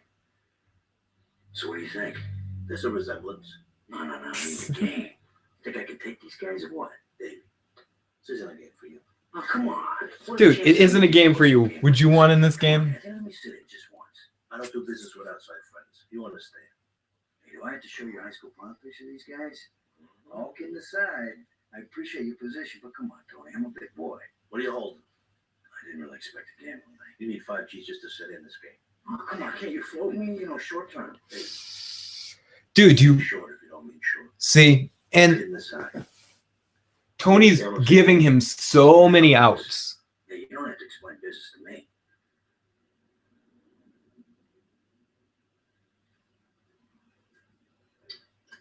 But he invites him in right there. Because right in that moment, he decides, okay, if he doesn't have the money, I can just bust out his store and make him fight. Yeah, but I don't think Tony's rooting for that to happen at this point.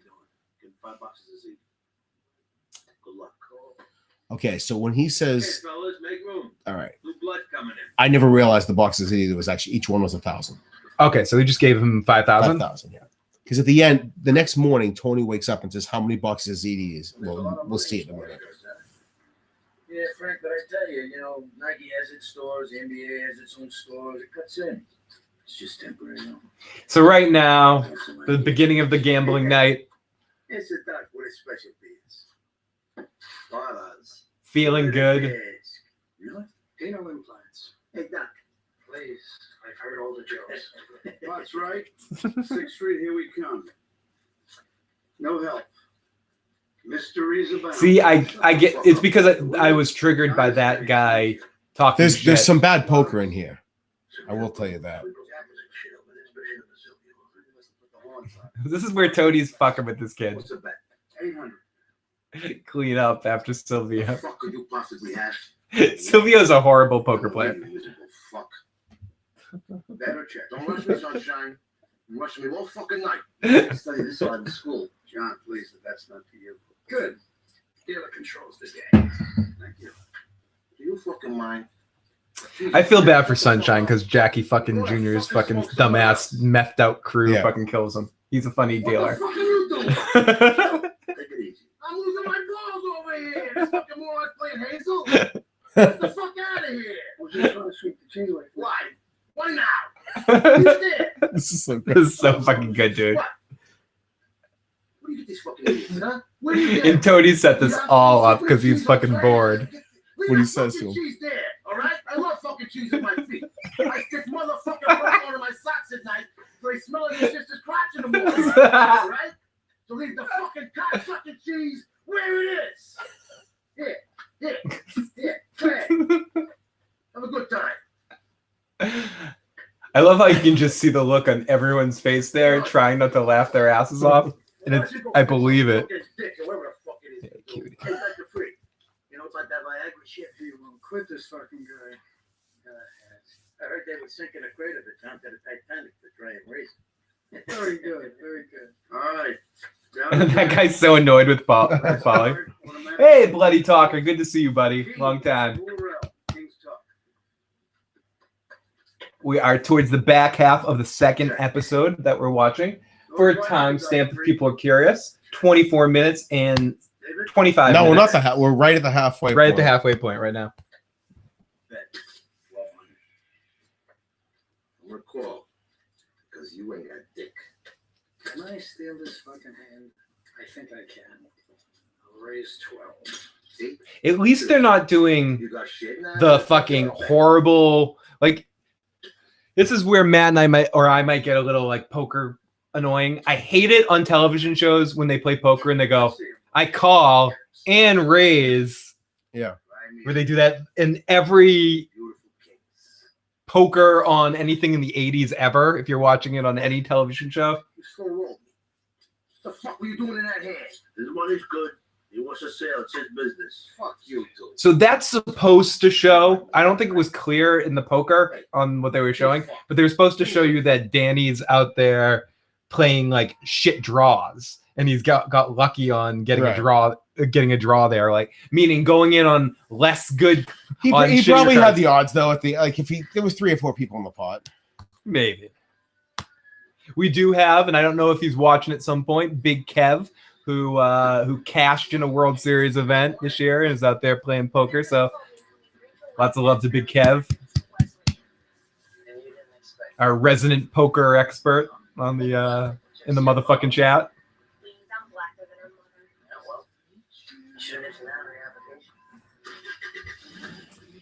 So this dude's a douche, and he plays a douche really well. As I mentioned, he's from Nip Tuck.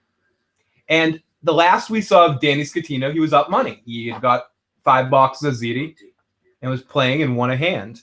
And then we wake up the next morning. T wakes up. What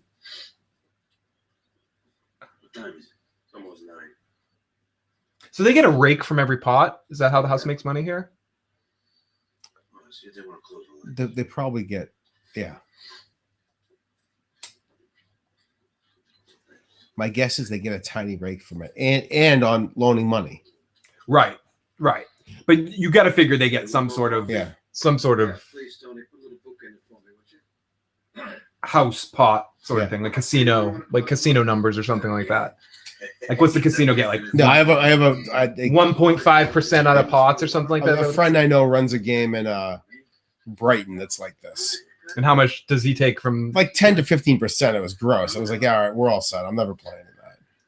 Yeah, I did a tournament like that at the house where they took a big proportion of the pot. I was like, what?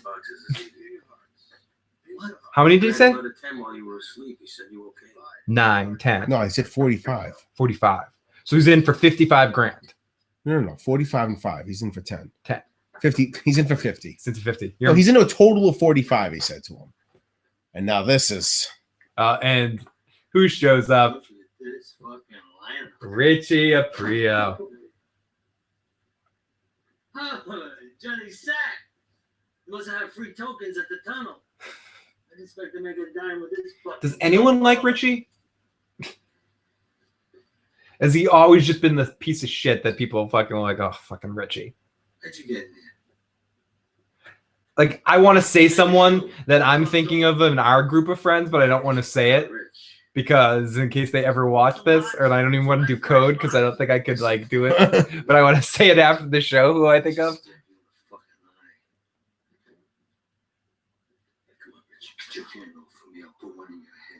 Dude, awesome, bloody. Threaten me, Richie. I'm threatening you. I got a hot on for you already. Give me a reason. Tony can't believe this shit right now. Frank Sinatra Jr. is like, I'm out of here. Fuck this shit. I think another reason why it was important Gandolfini played that. He's actually physically like intimidating. Like, imagine Syl trying to. Doc, sit down. You know, it's a misunderstanding, right, Richie? No. Tony, I'm wiped. I'll settle up with you next game. Give my regards to your uncle. Well, let me get you a little See, Richie kind of fucked this up because I got tickets for the Rihanna Saris fight tonight. Oh, yeah. these games, one of a big important part of this game is that all that fucking shit, the violence and the danger is out of it. So you encourage celebrities to come in that just want to hang out and get their nose a little dirty. Exactly. You're fucking right. You would have asked him to step outside. I'm getting sick of this holier than thou act. And I'm not the only one. Oh, really? Well, if anybody wants to make a move. Tony, don't get so fucking dramatic. All I'm saying is sometimes you act like you're. Who's he talking about? He's talking about Janice, right? I'm not the only one. Yeah. He's talking about Janice. You realize this motherless fuck is in for me for over 8 lodge. He's got money to play here. Let him pay me my money. Send them out. You go home, Richie. This ain't gonna happen to one of my players.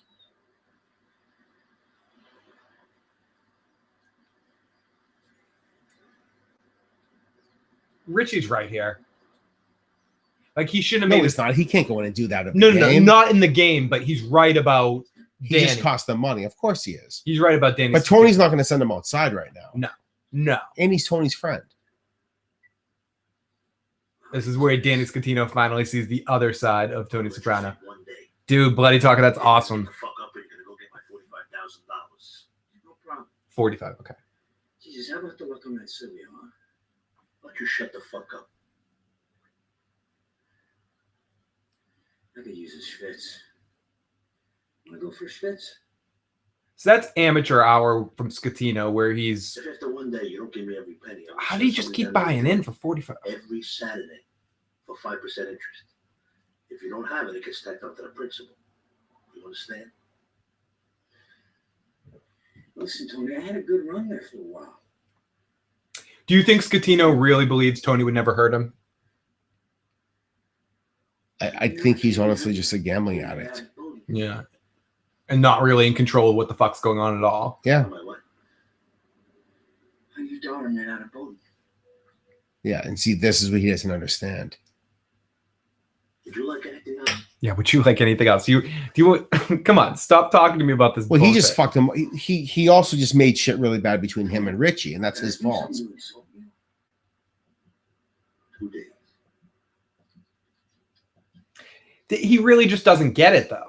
Okay, so here they start breaking down what they made, this crew made from this game. But so he really only had 3 outside players, right? You had the doctor, you had No, you had the doctor, the guy that was dealing that gets shot later on. right, Johnny Sack. Yeah, and Junior there. Frank Sinatra Frank Jr. Sinatra Jr. Boxes is easy. That's your expenses. 2 boxes came out of my pocket. Well, let's 10 boxes? How much did they say? Zello. I don't know. Excuse me.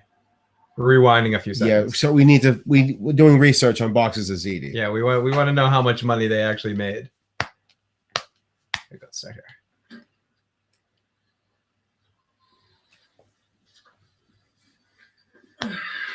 It's like we really care about the poker stuff. That's how we do. not fair to Scotland, but it's up there. At least 80 bucks is as easy. That's your expenses. 80? Did you say 30 or 80? He said 30. It's funny that we rewound that because that's clearly a fucking ADR gaffe where the actor said the wrong thing and then they said it doesn't sound like enough and we have to say 80. So he said 30 in the scene, but then fucking Tony Cicero, whatever his name is, came in and obviously ADR'd voiceovered 80. So they made 80 grand. 45 of that is the Scatino money, right? No, because that's the loan. Okay, so just in the money that the house had made there. So no, but the loan, they'll get the interest off it. But if they get the 45 back, that's nothing. It's the interest is what he's trying to bank on. One of the goofs in this scene coming up here is this kid has the wrong fingering on the bass playing here. Not that anyone gives a shit about that.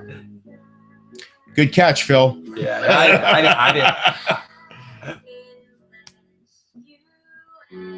Do it.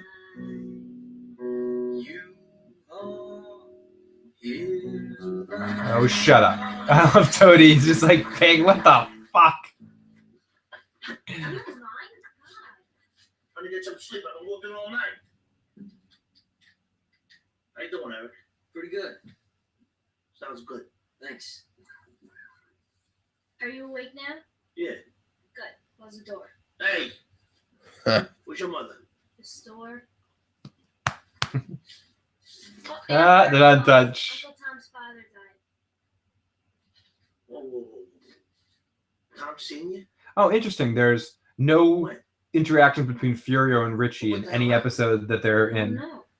They never actually have a scene together. That would make sense. I mean, Richie's not around for that long. No. And he's never on good terms with Tony. Yeah, so he's never really hanging out with the crew. Right. He shows up at Satriale's that first day, threatens Christopher, and then Tony walks away when he tries to talk business with him. 4-4 satellite dish. It's very sad. How old? 65. Guy works his whole life, takes care of his family, does the right thing. One day after he retires. One day. It's freaky. Carlos Castaneda said, "Live every moment as if it were your last dance on earth." Who the fuck listens to prize fighters? That's funny. Wisdom. Well, at least Tom Sr. isn't the happy wanderer anymore. What the fuck is that supposed to mean? And then she brings, They're yeah, his. I You love don't this. have to pummel his ass.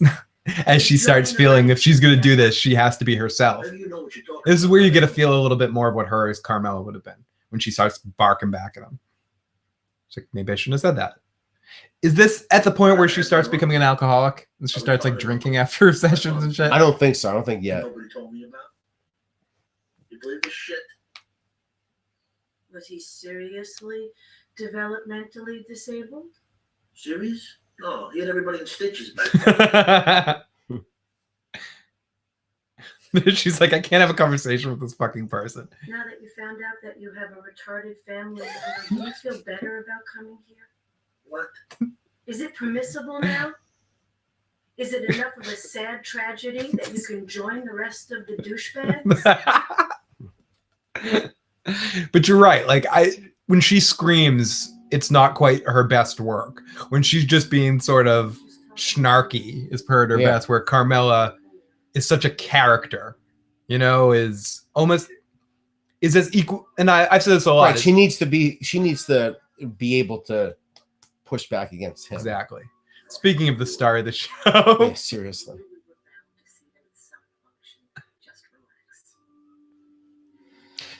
It's what's crazy about this show is, I know, I'm sure you've read this 1,000 times. It really is amazing though about the writing that they didn't let them do it. They gave the actors no liberties as far as words are concerned. No, not really. No improvisation at all. They were supposed to say what was on the paper and that was it. There was maybe one or two lines in the history. But of I've read like Sopranos. David Chase's. This is what He hates it. do. Yeah, he hates it. It's his vision. But yet, like we always I think say, Paulie got one in once Yeah. or something like that. but like we always say, the actors still add so much to the characters. Yep. But it's not through what they say. It's all in the delivery and the. So this is we get to see. You know what this is? That's almost like the argument you have with is it Belichick or Brady at the end of the day. Who you can't have the argument because they're both there. You know. And this moment is the first time we see Richie starting to understand the gravity of the situation.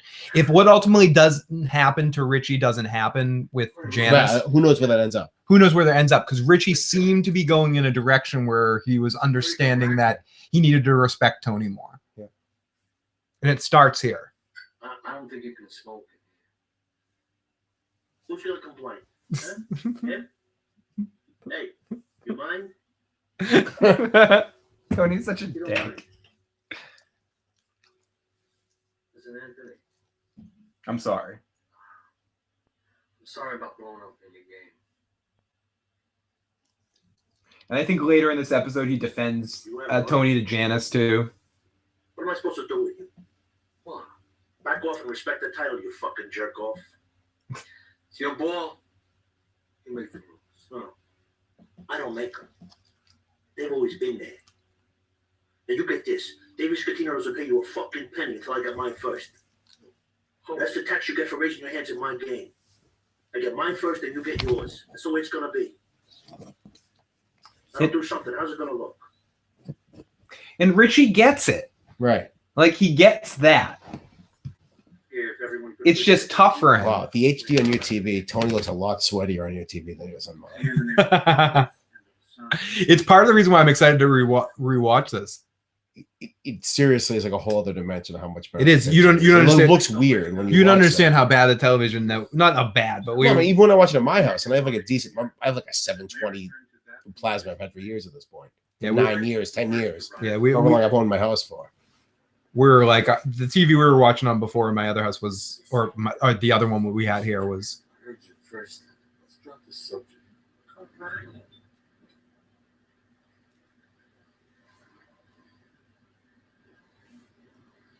Yeah, I definitely think this is the first one of these here, or with this TV. 50 G's to put I think the I last. would, you know what, particularly for Sopranos, I would have definitely noticed how different it looks on here. Yeah, no, because the last It one looks like it's shot with like different. because the cameras last on one we this. did was in November, and I think we got the TV Is that around what- January. With No, Alan. no. It was That was the one with Alan. no the one with Craig and Alan was the No, there was the one that we were supposed to do the guitar thing, but Craig couldn't show up, so Alan was coming anyway. So we did the three of us did Sopranos, You're right. and then we did. definitely did. So they. 30 years ago. No, In- no, no, no, no, no, no. In fairness, I no, looked not back. it wasn't the guitar. Wait a minute. So when did we do? So we had the. Oh, you're right. We did the trivia. Me and Alan. The other trivia we did in that room. Yeah, you. All right, that was right. We did like in a short period of time 3 things. Yeah. We did the music trivia competition. Yeah. With Craig and Alan. We did the me and Alan and then we did the Soprano / trivia / trivia thing, the and then we guitars. did the guitar one because we were supposed to do the guitar one that night. When my friend comes to see me, what do you think? I'm still the kid on the school bus? Please, Tony, I'm doing my So this is the first time Scatino sees the other side of I'm Tony. gonna make it all work out somehow, I swear. What do you got for me? Tat. Anna, Why?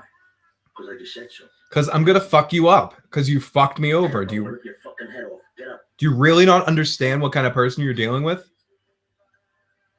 I'm sorry, Tony. I wouldn't do anything to insult you. Our kids go to the same school together. Yeah. Stop using the kids, dude. Tony, I'm sorry. I'm sorry. I'm just having some bad luck. Just got worse. I'm gonna come back. My luck's gonna change. Come on, man. I want something tomorrow. You understand me?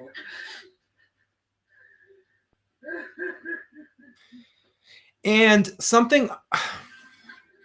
one of the only times that The Sopranos ever abandoned something I think is important that they had was in the final season. They have an episode called Bust Out, I believe it's called, where Tony becomes a bad gambler. And up until that point, one sort of trait was always evident in Tony, that he didn't really gamble too much, and he had disrespect for low-life gamblers. Yeah. And they kind of made him a gambler in an episode just to kind of pit him against Hesh. And I don't think it worked completely. I always liked that Tony, like, part of like him beating the shit out of him was like complete disrespect for right. him being a degenerate gambler. And degenerate gambler putting your family in danger financially, Using your which kid. Tony does in that later episode. Like Yep. you said, he realizes it's really light. He starts yelling at everyone to make more money. Yep.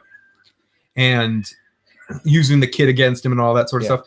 Here he's asking Artie for money because he owes Tony money, and we see Money. one of many times where we see Artie having a better understanding of what kind of person Tony is, and like, dude, you come on. How much money? Not much, just enough. to give me Would some- Artie have gotten more involved if it wasn't for Charmaine there? Where here? Or no, I mean with Tony. Oh, you mean over the course of the series? Yeah. Oh, absolutely. Yeah, I agree as well. Bad I think he would have gone into business with Tony. Earring Artie definitely would have. Remember when he gets the ear pierced for Yeah, what's and it, he wants to. for aid?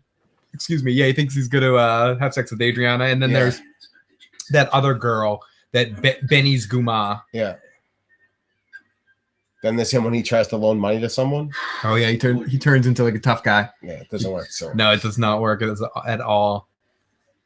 And this is also a really interesting role for Terminator there, because Jason Patrick, I believe is his name, because he definitely plays this deadbeat character very believable.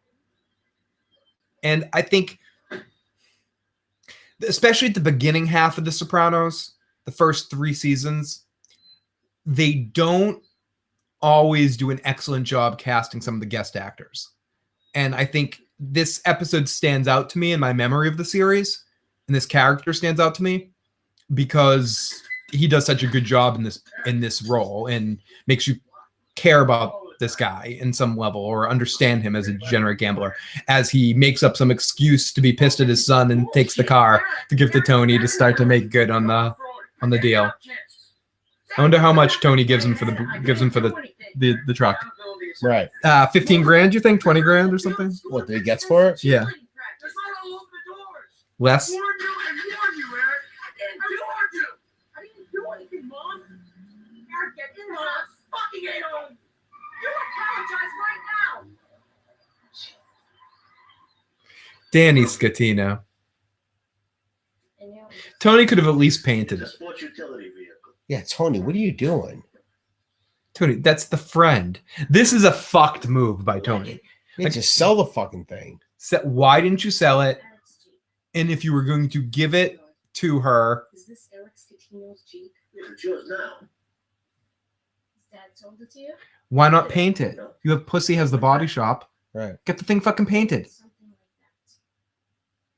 that. You know.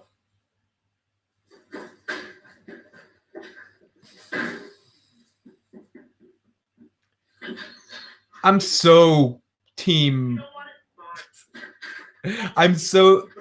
This is fucking great because he just wants to make a point. Asshole father, he didn't do anything to you. The guy owed me money, and he did the right thing, and he offered that car up as partial payment. Yeah, right. You see this? You see this is you See- talking. Exactly. He wants, especially the only person in his immediate family Tony really cares about getting respect from is Meadow, because she's the only one he truly believes is as smart as he thinks he is.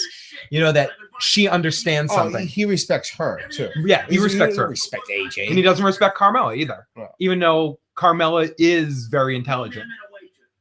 Like he lost that a long time ago with Carmela. End of story. So take that high moral ground Yeah, and go yeah. sleep in a fucking bus station. Exactly. Exactly. Bitch. Yeah. You know I'm right. That's the look he gave her. You know I'm right. And she's like, he's fucking right. Fuck him. I hate that he's right. You may be right, but he's an asshole. Oh, and there's Matt's favorite character, young AJ. Yeah. Oh no, actually, it's old AJ. That's even worse. I can't wait till we talk about later. No, but old Sopranos. AJ is a better actor. It's just the characters. Yeah, such a prick. So this is, I believe, the end of the episode as things start to come together, because I don't think we see the closure of the Danny Scatino situation until much later. Not much, but it's gonna But be a few, next yeah, episode. few episodes down the road. Where? A few rows back. He doesn't disappear, and Tony does have an out. Like he busts him out. He breaks down his business, but for Where's John's? Didn't I see those at the wake the other day? That's funny. Behind. I'll see you at this show. I mentioned this a second ago, but Richie's trying at this point. He's had the change where he's realizing. Yeah, but Tony like can't even forgive him. Yeah, Tony's done. Poor Beansy. Oh, Beansy. Oh, Beansy. Where's poor Beansy is right.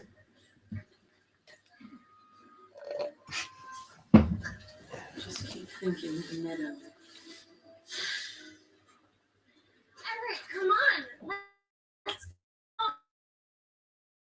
Oh, Eric. Oh, yes, where Eric quits here. Hang it. Your dad's a fucking asshole. Brainwash, thank you so much for popping on in here. Oh, that. Thank you. Good night, dudes. Thanks for a super entertaining evening. Wish me luck on my minor surgery tomorrow. Lots of love. Thanks, Matt, for a great duo with the mighty Phil. Matt, I try. he's tried. Yeah, it's the Constitution. Oh God, yes, it is. Gotta get some pizza. Yeah, I gotta get some pizza. I would love. I know it's impossible, No, God, but I would no. love to find that someday and have you, me, and Schwartzy act But that we out. never did it. We didn't. But end no, up but doing it was printed out. We had a Yeah, script. I know. There was a script at one point in time that existed. Yes. Next time you see Mark, ask him if by chance he has that. If any, because I know I don't. If any of us have it, it's Mark has it in a box somewhere. I doubt it. But like if he did, I would love to do it on a podcast as like a radio play. That'd be the most. That would be like, Oh, my God. Dude, I that'd want be- no part of it. It's me, you, and Lotus. no, that would be amazing, and you would totally be a part of it. Hi. Hey, hi, Cuddle Bomb. Enjoy the show. It's a lucky break. Lucky break, Diva Scatino's out of it. What the fuck?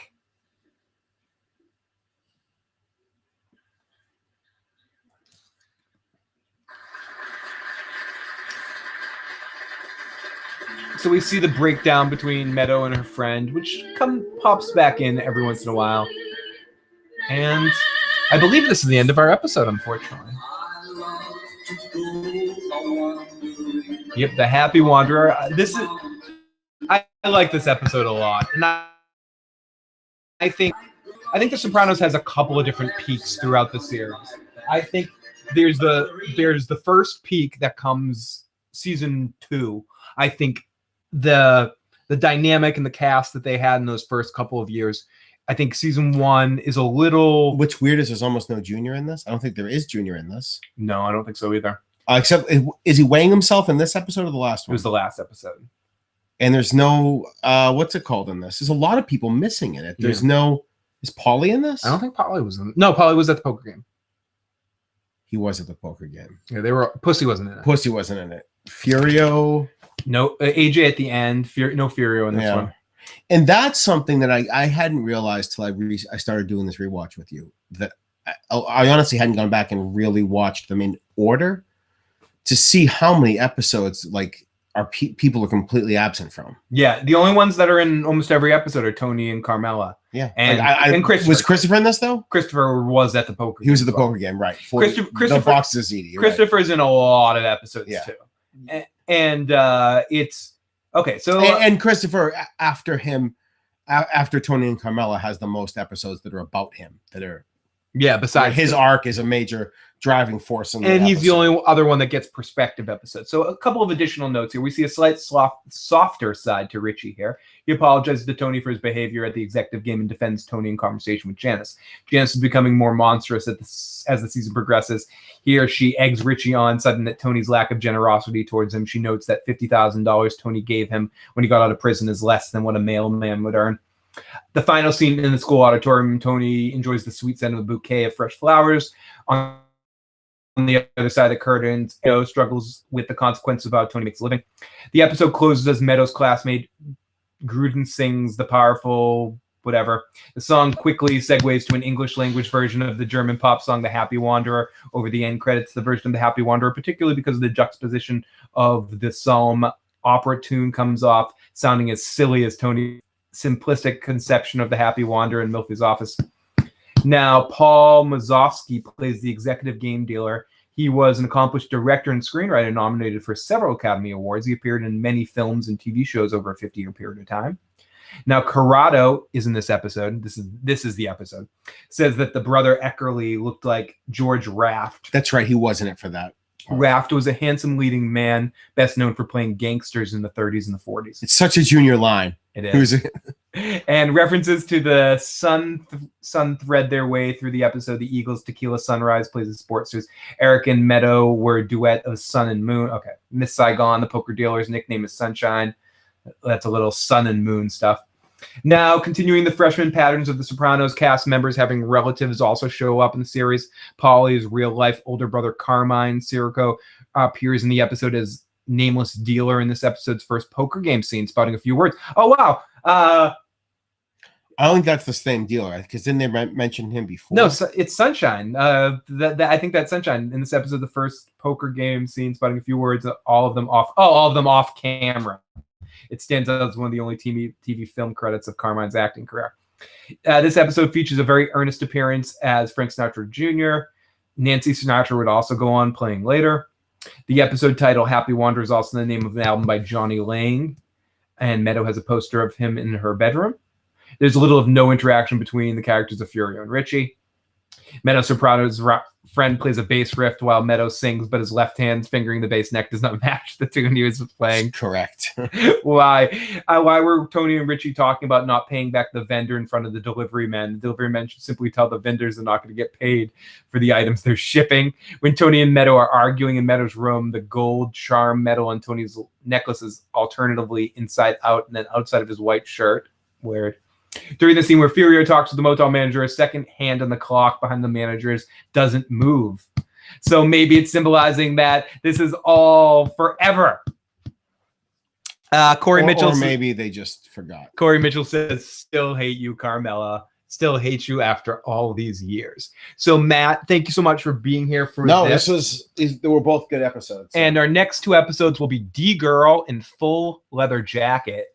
Is Full Leather Jacket the episode that Richie dies in? I don't know. What does it say?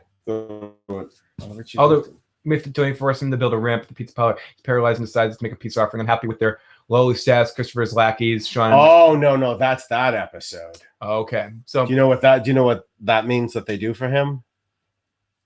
Oh, not yet. So we'll. No, that's it. But yeah. Okay, so we will see. D-Girl's an interesting episode, and we may or may not have some guests for that one. But before and that's this.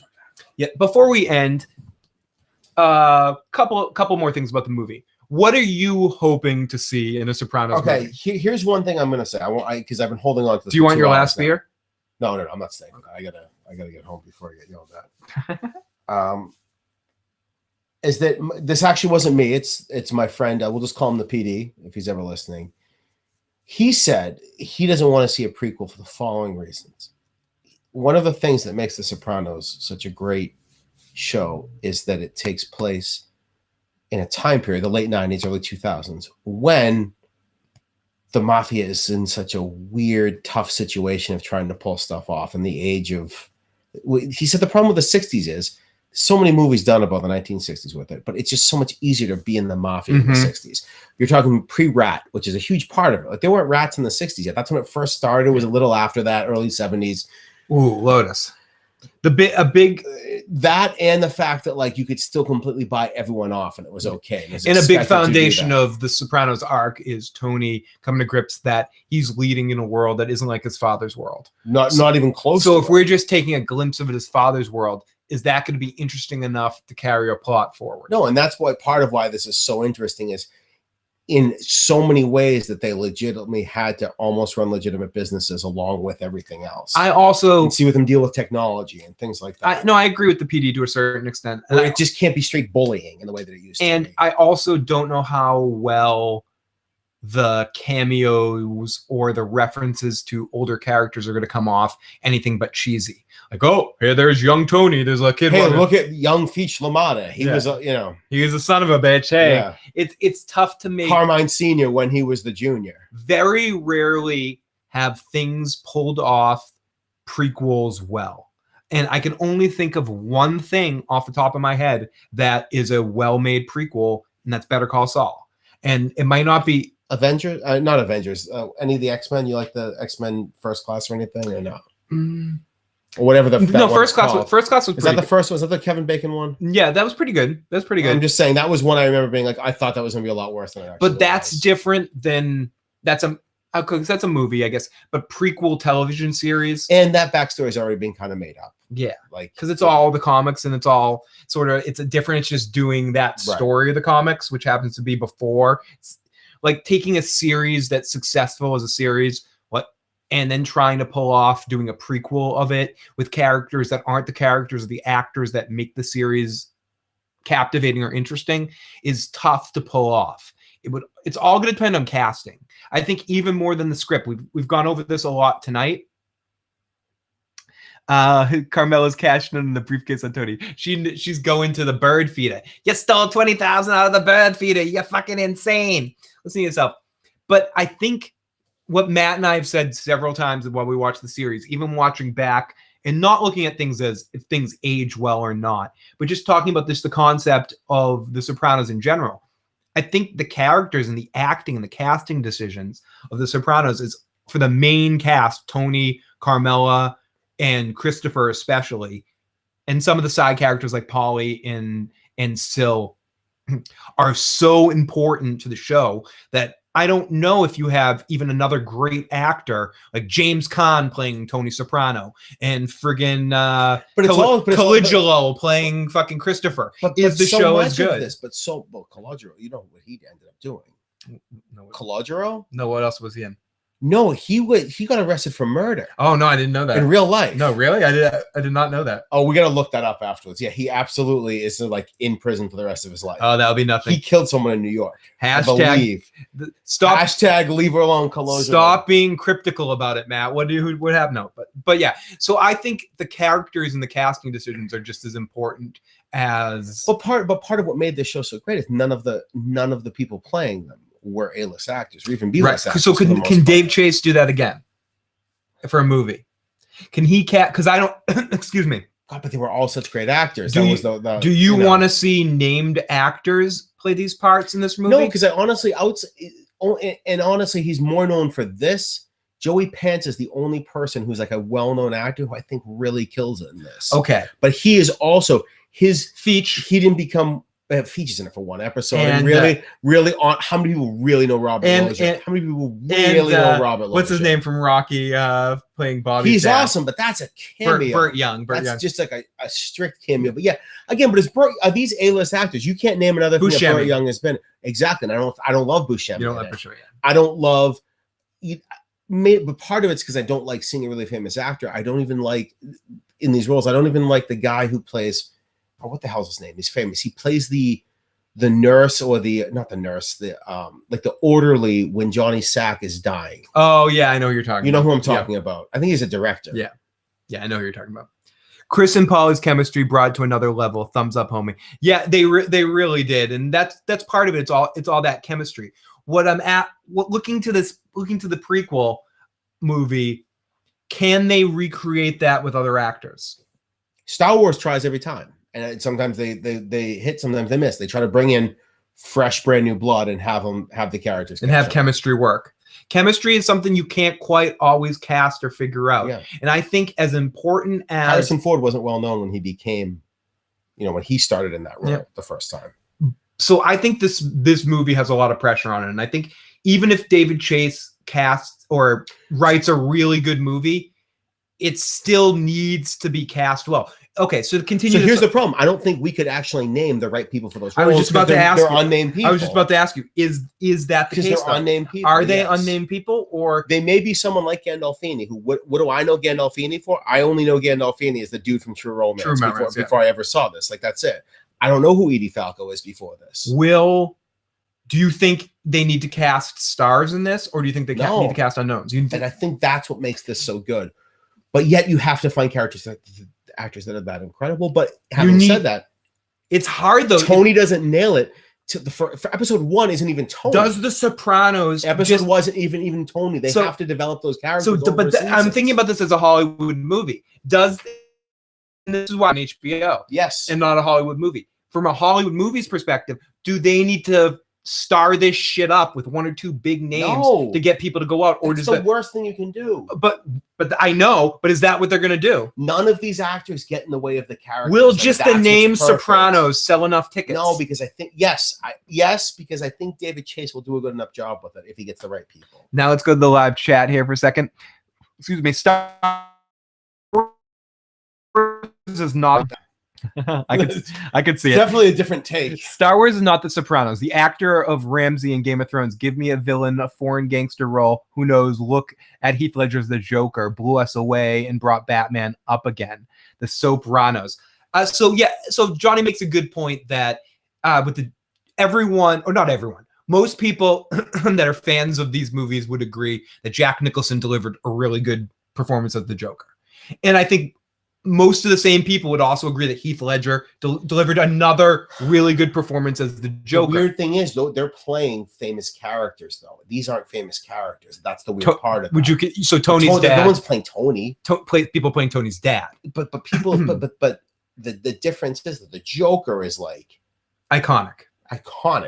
Tony's dad is not. We don't even know who Tony's dad really is. We know stories of between a younger brother who really looked up to him. We saw a flashback of somebody. We did, but our opinions of him are phased around. Livia's opinion, you trust that? No. He was saying Tony's memory, a little kid looking up to his dad who's the coolest guy in the world, and Junior, the younger brother, looking up to his older brother. Yep. Those are the people talking about him. Like, that's not really him. They're all going to sugarcoat it in their head, or they're not going to have the full picture. So it's tough. And then the weird thing is when you just said Jack Nicholson and Heath Ledger, those are two complete opposite takes on that character, So I think casting, though, is the most important element of this movie.